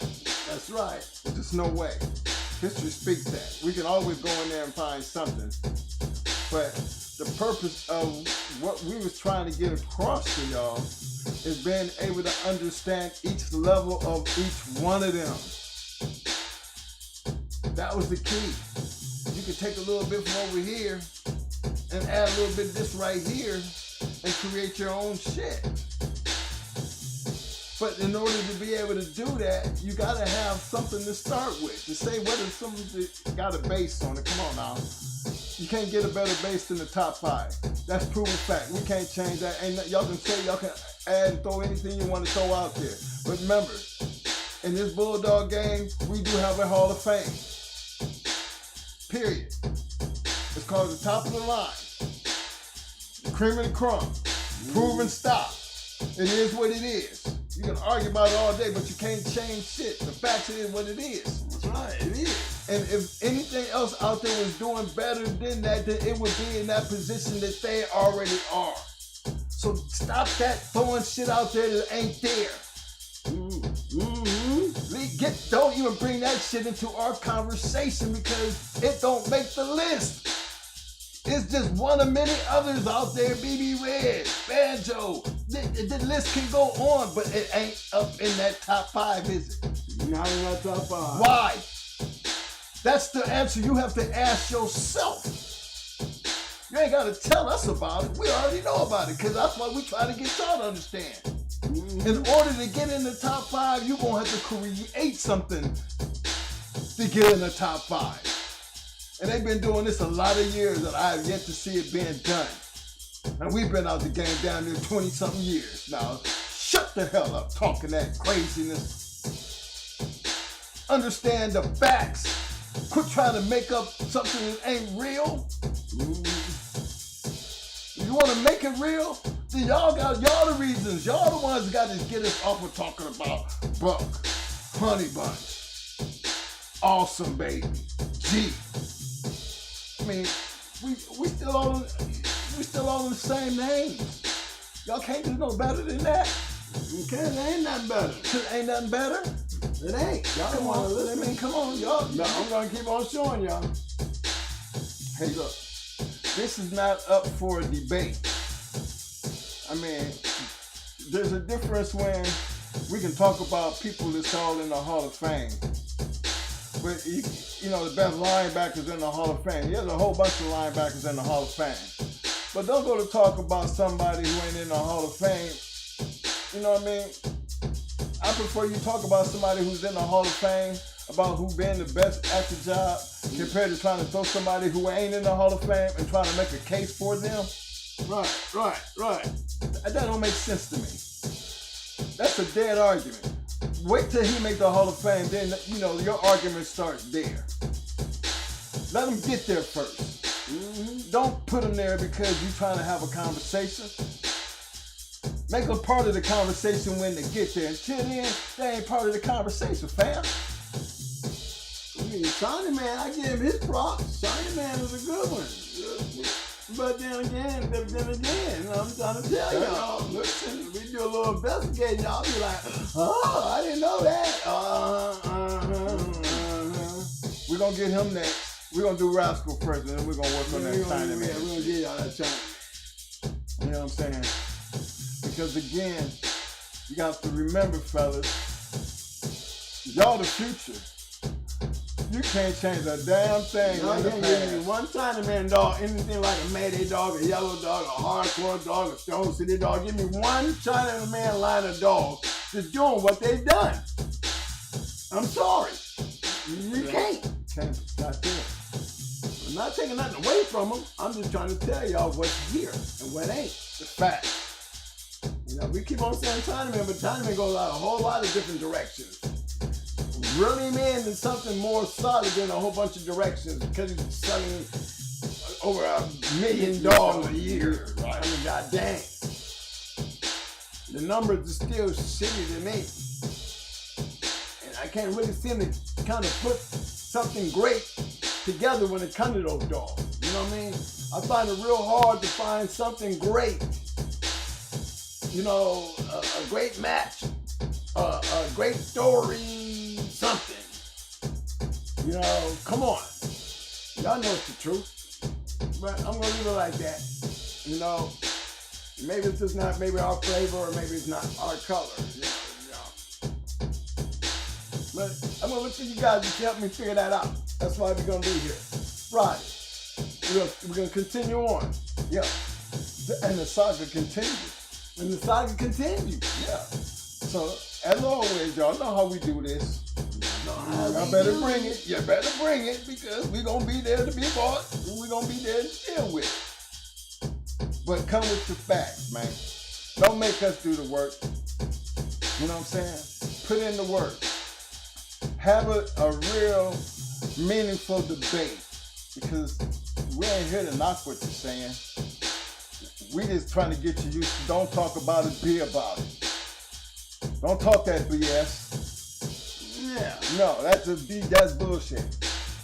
No.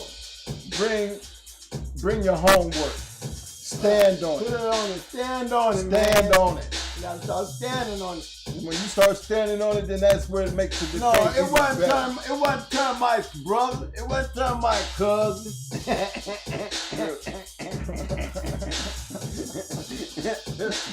Yeah, man, yeah, I'm throwing legs now. Yeah. Well,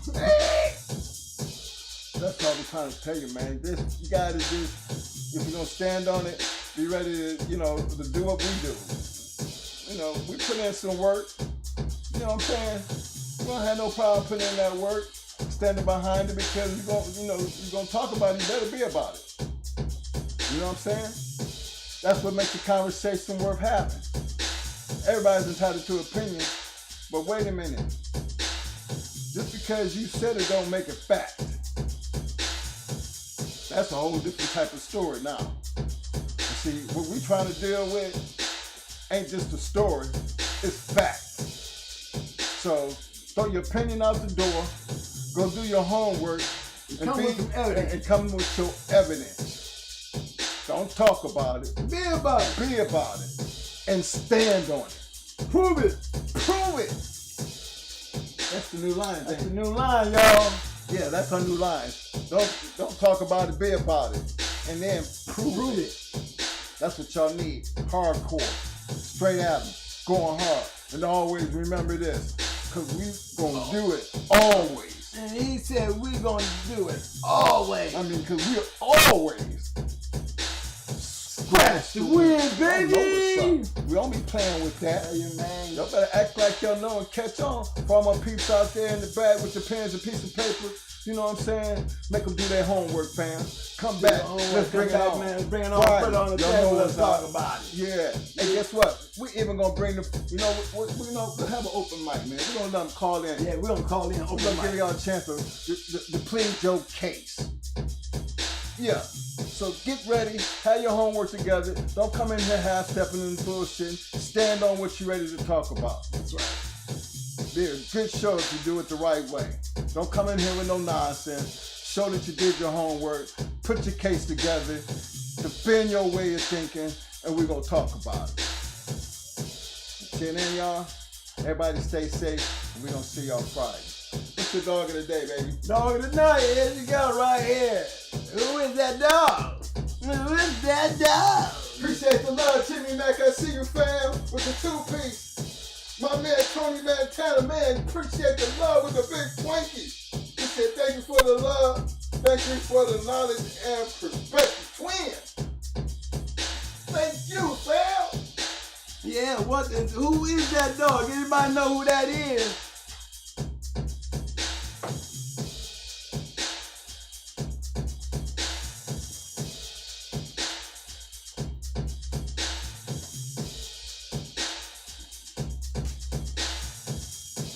I'm just gonna put that little thing right here at there so y'all can see that. Yeah, let's read that right there. If y'all can read that.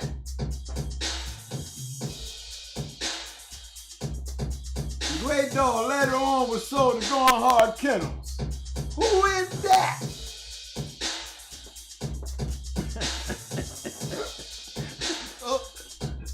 It ain't Jeep. It ain't Termite Brother. Alright? That was Jan Garrett said that. Yes, sir. Yeah, okay?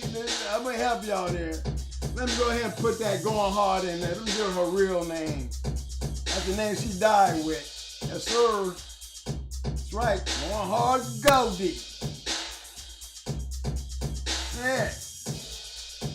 There she go.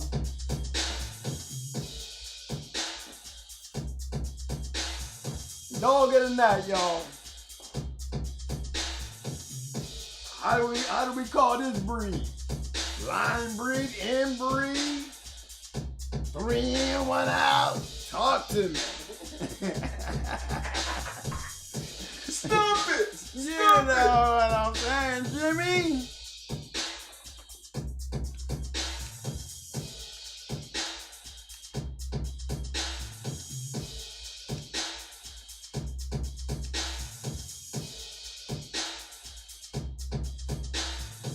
Don't start nothing, won't be nothing. Don't start nothing, won't be nothing.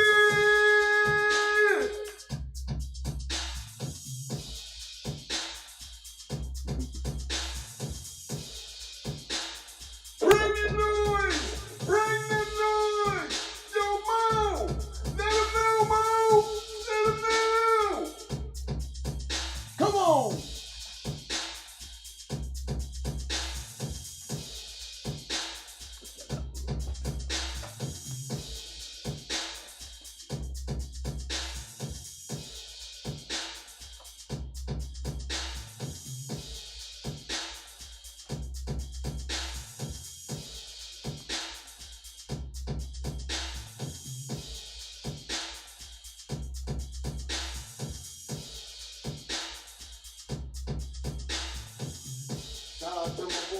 Shark Tank throwing up the low with a disclaimer. Hey, man, hands in the hills. What up, fam? Jeremy Hunter, appreciate the love, fam. I like the way y'all coming through with them disclaimers, fam. That's the Shark Tank. Boy, y'all administrators, y'all know y'all doing taking care of y'all jobs. I love it, fam. I love it.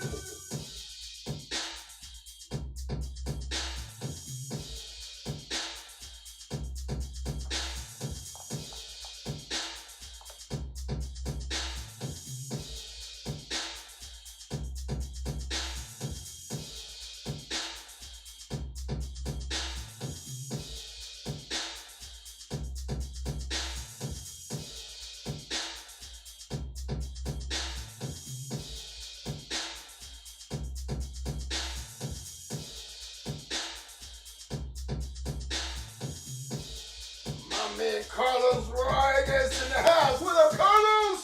What up, fam?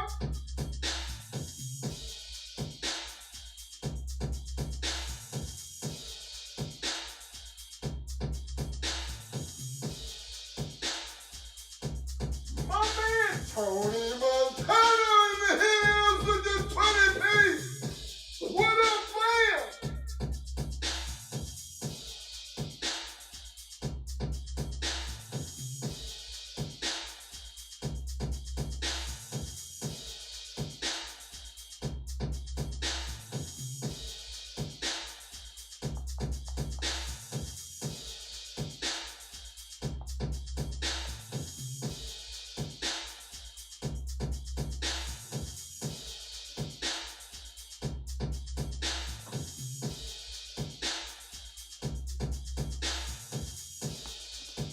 I'm finna pump it up, Mo. I'm finna pump it up, Mo.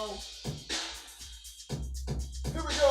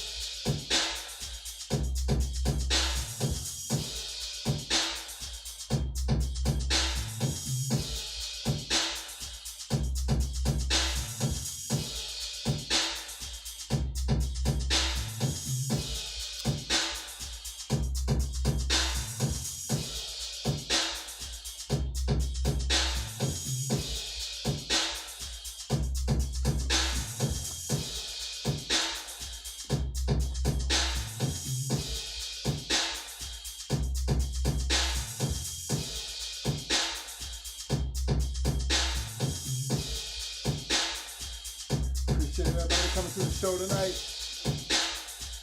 You know, it's still a week. It is a weekday. This ain't no weekend. I ain't hanging out with y'all all night. Let's hear it. Appreciate everybody that came to the show. Big shout out to the Shark Tank. Doing what y'all do. Big shout out to the viewers in the back. I see ya. Tell you what, if you haven't already hit that like button, don't forget to hit that like button. Come on now. It helps the channel.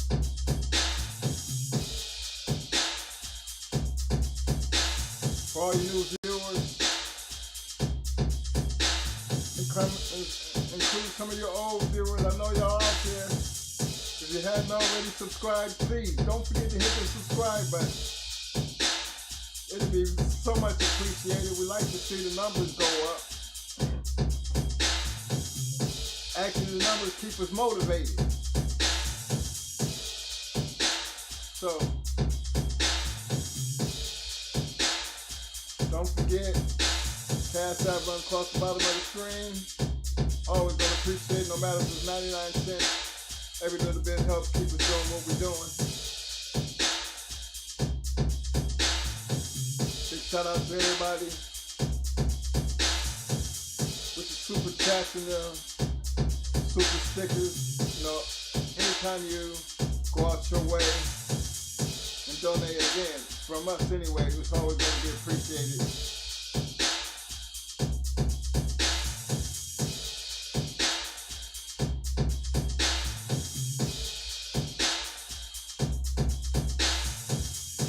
Hopefully as we do these videos,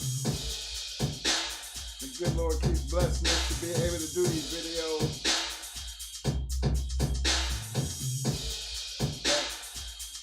You guys gonna find, even some of my dog ladies, might call them my dogettes, find something that's gonna make you a better dog person, a more knowledgeable dog person, so you can put your mark on what makes this breed the breed it has become.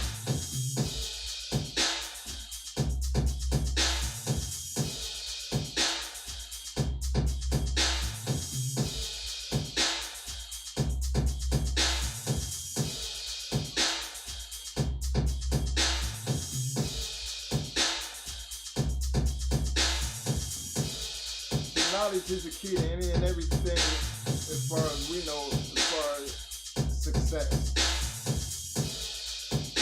You know, you can be very knowledgeable of something through books. Okay, but you gotta agree, man. That hands-on training and understanding what you learn and putting it to work, it's nothing better than that.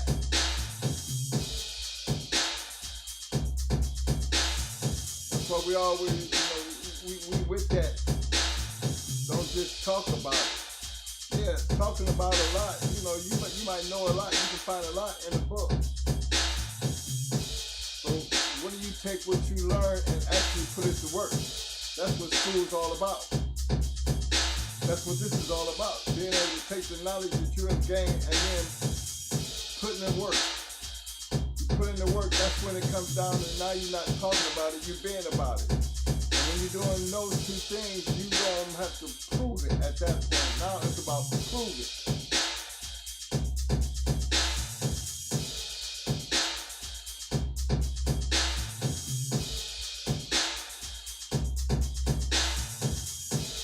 That is what makes a great dog man.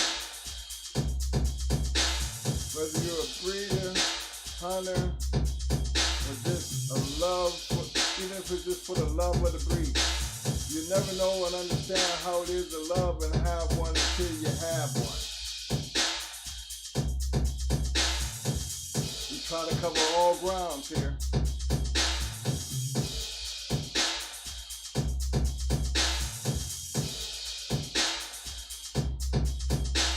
And everything that we talk about is from the past. All fiction. all the stories, only used for entertainment and historical purposes.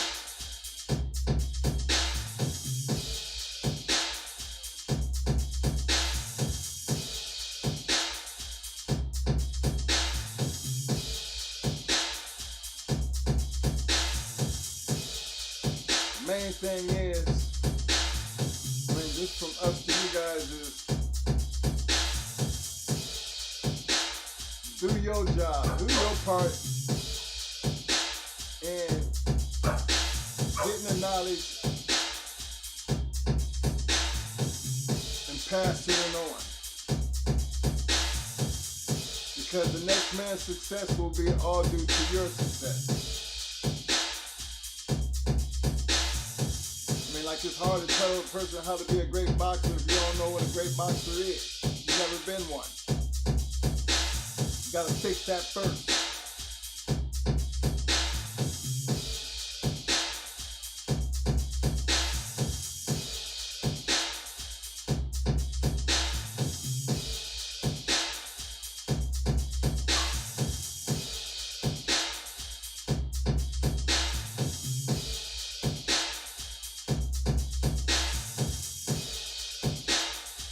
You know, the song always says, show me what you're working with.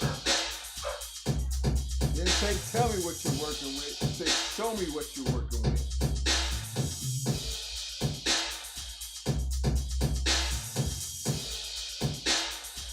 See, that's one thing you learn early in elementary school. It was called show and tell. Brought a book in and you showed out, you showed it to everybody, then you told them what you got a chance to tell them what the story was about. You draw a picture and then you showed them the picture, then you told them what you was thinking about when you drew the picture. You tell them the story about why you did what you did. They can see it and they can make their own judgment based on what you did. See, a lot of things that we talk about has already happened. We don't have to fix it. All we got to do is just put it out there. It is what it is. We can't change it. We can't change something that already happened in the past. You might have 1,000 different stories to go along with it, but one thing you cannot change, the fact is, you wouldn't be talking about it if it wasn't worthy of being talked about.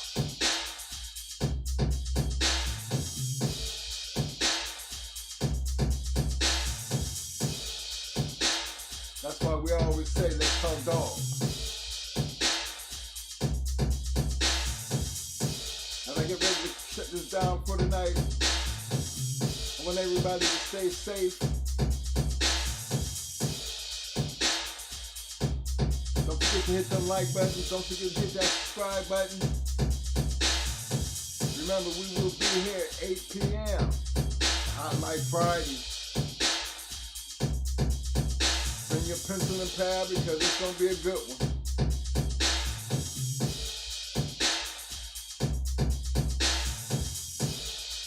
Just want to thank everybody for showing up as I rock out with you. Because again, I can't stay up all night. I got things to do in the morning.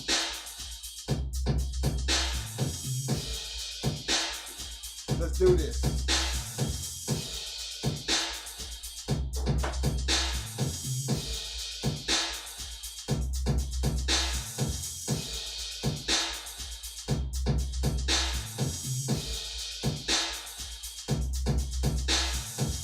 About that business car.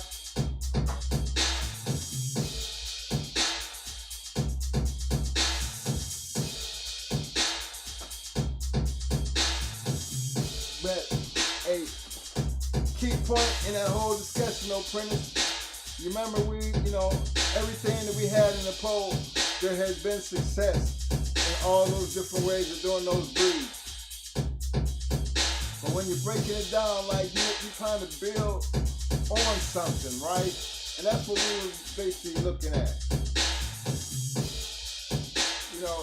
A lot that we were talking about, we can talk about because we actually had it in our hands. We actually had the opportunity to work with it. Unlike other people, we go first hand. So when you got realest of the realest, as close as you can get it. When you got it in your hand, nobody can tell you more than what you already know, because again, how many of y'all can actually say y'all had dogs right off Rascal? Not many. So if anybody can tell you about Rascal dogs and based on the dogs, when we talking about the dogs, I mean, come on now. It wasn't about us being the female, because we wasn't the ones doing the breeding. The people who own the dogs were doing the breeding. So I mean, you gotta take it from right here. And you never seen us doing no crossing. You never seen us cross nothing into that Rascal, which means anything that we would have did with it, we would have been basing our line off of it. Listen what I'm telling you. It has never been a line that we felt that worked basing it off that line. And we're going to talk about that Friday to prove that point. Because you know, Rascal was bred a lot of times, bro. Even that Pedro dog. So what, if it was all that great, you keep this in mind. If it was all that great, why in the hell don't we see it anywhere in that top 5? You got to remember that now. You got to measure everything in that top 5.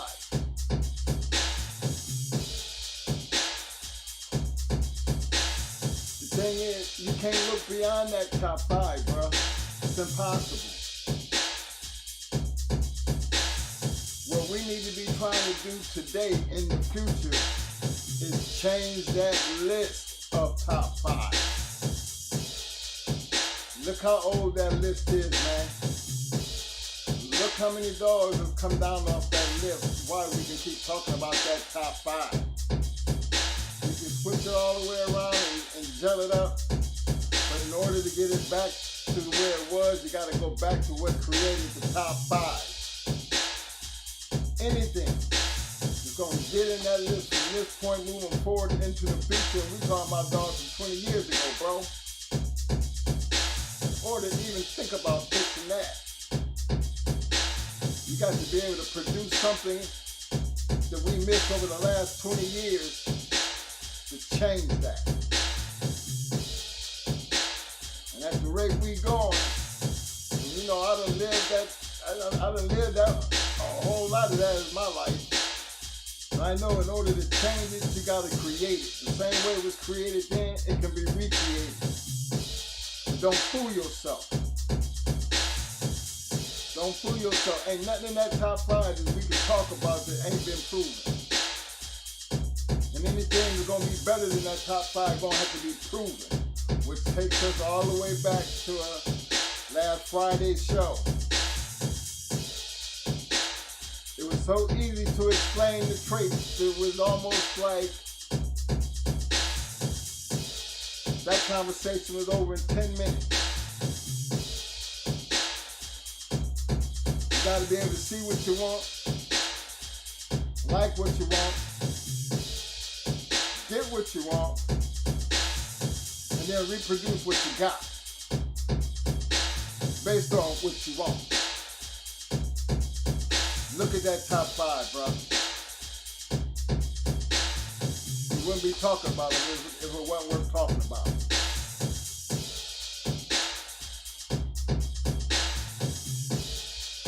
Anything and everything outside of that,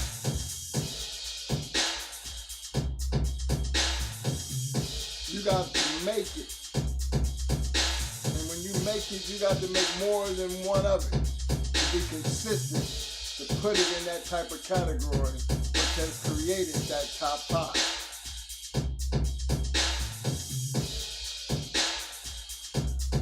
People can talk about it all they want, but the problem is, regardless if you like it or not, it is what it is. If you don't like it, then change it. Create something that's going to change what it is. That's like being in the Hall of Fame. That's like trying to knock down Tom Brady as the greatest quarterback of all time. Oh, you can say all you want about how many done it better and all this. That's your opinion. I mean, that's entitled to your opinion, but let's talk about the facts. Let's talk about the facts of the matter, regardless of whether you like it or not. It is what it is. Same with Michael Jordan. Come on now. Yeah, we done had the Magic Johnson, LeBron James. We done had them all. The Kobe. But until you find somebody who is better than Mike gonna always be the top of that list, and everything's gonna be judged according to that man. So when you go down that list, you're gonna always start with Mike. And for me, Mike, Kobe, LeBron. Bottom line.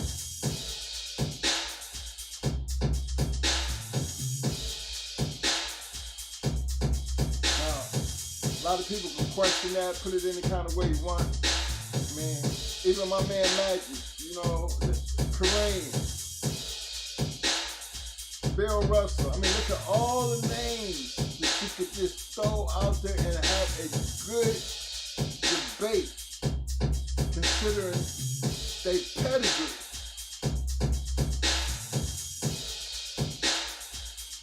But when you start talking about that top five, man, you know what I mean? You gotta remember, it wouldn't be no Michael Jordan if it don't be for Dr. J. Look at all the things that we can say when it comes down to these dogs. It wouldn't be this dog if it don't be for this dog. It wouldn't be this, even talking about the dog, if it don't be for Earl. Tudor, you know what I'm talking about. Remember, because if you follow it all, starts back there with him, the old timers. They're the ones who actually started it. You go back there and actually pay attention to what they were actually doing. When you go to the top five, there's nobody really doing anything any different. Names changed, but we created it with consistency. It never really changed because you can go everything back to the top five. You're going to always go back to Leitner, Tudor, Kobe, and Carver. Common sense. Can't argue that point, man. Just come off of that. Now you are taking the best of what they have done and grading it. That's where we at with that. That's when I know Friday's going to be a good day. Good conversation. That's why, fellas, when you come in, make sure you done your homework. You do your homework. Create the platform. Don't talk about it, be about it. Have your evidence. Have your proof. And then stand on it. It's all right to disagree. That ain't what this is all about. This is all about a good debate.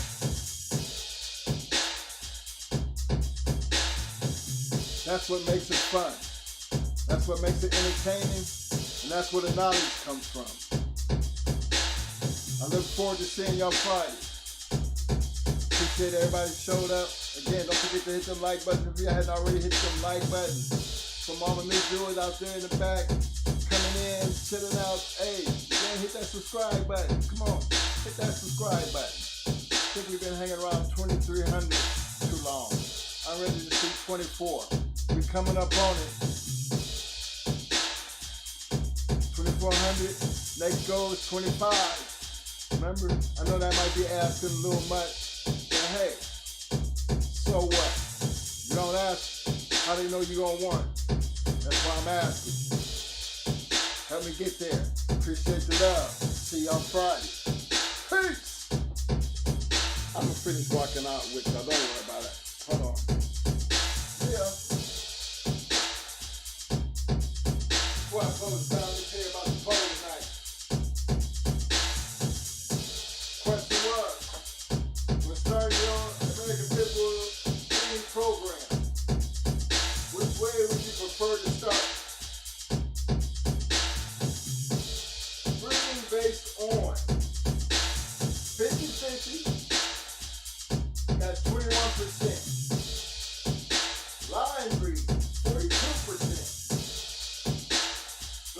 send one out. 21%. Inbreed, 16%. Appreciate everybody who took the poll. That's how the 206 voters. Appreciate that from everybody who participated in the poll when you can. Definitely needed something to talk about. Because it wasn't clean sweep, that's for sure. And then again, you couldn't go wrong. History proves everything in that list has been able to produce something. Problem is, where you at on that list when it comes to your yard? What you gonna do? Don't talk about it, think about it. Prove it. Yeah. Boogeyman.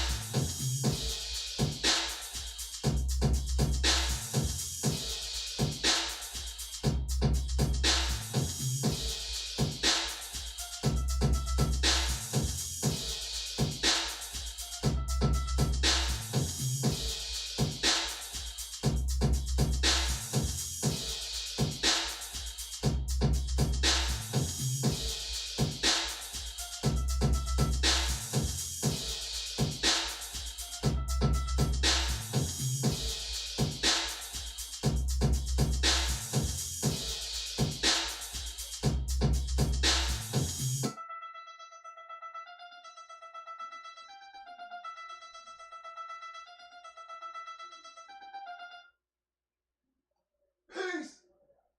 See y'all Friday. Hot Mike Friday. Till then, everybody stay safe. I'm out. Deuces.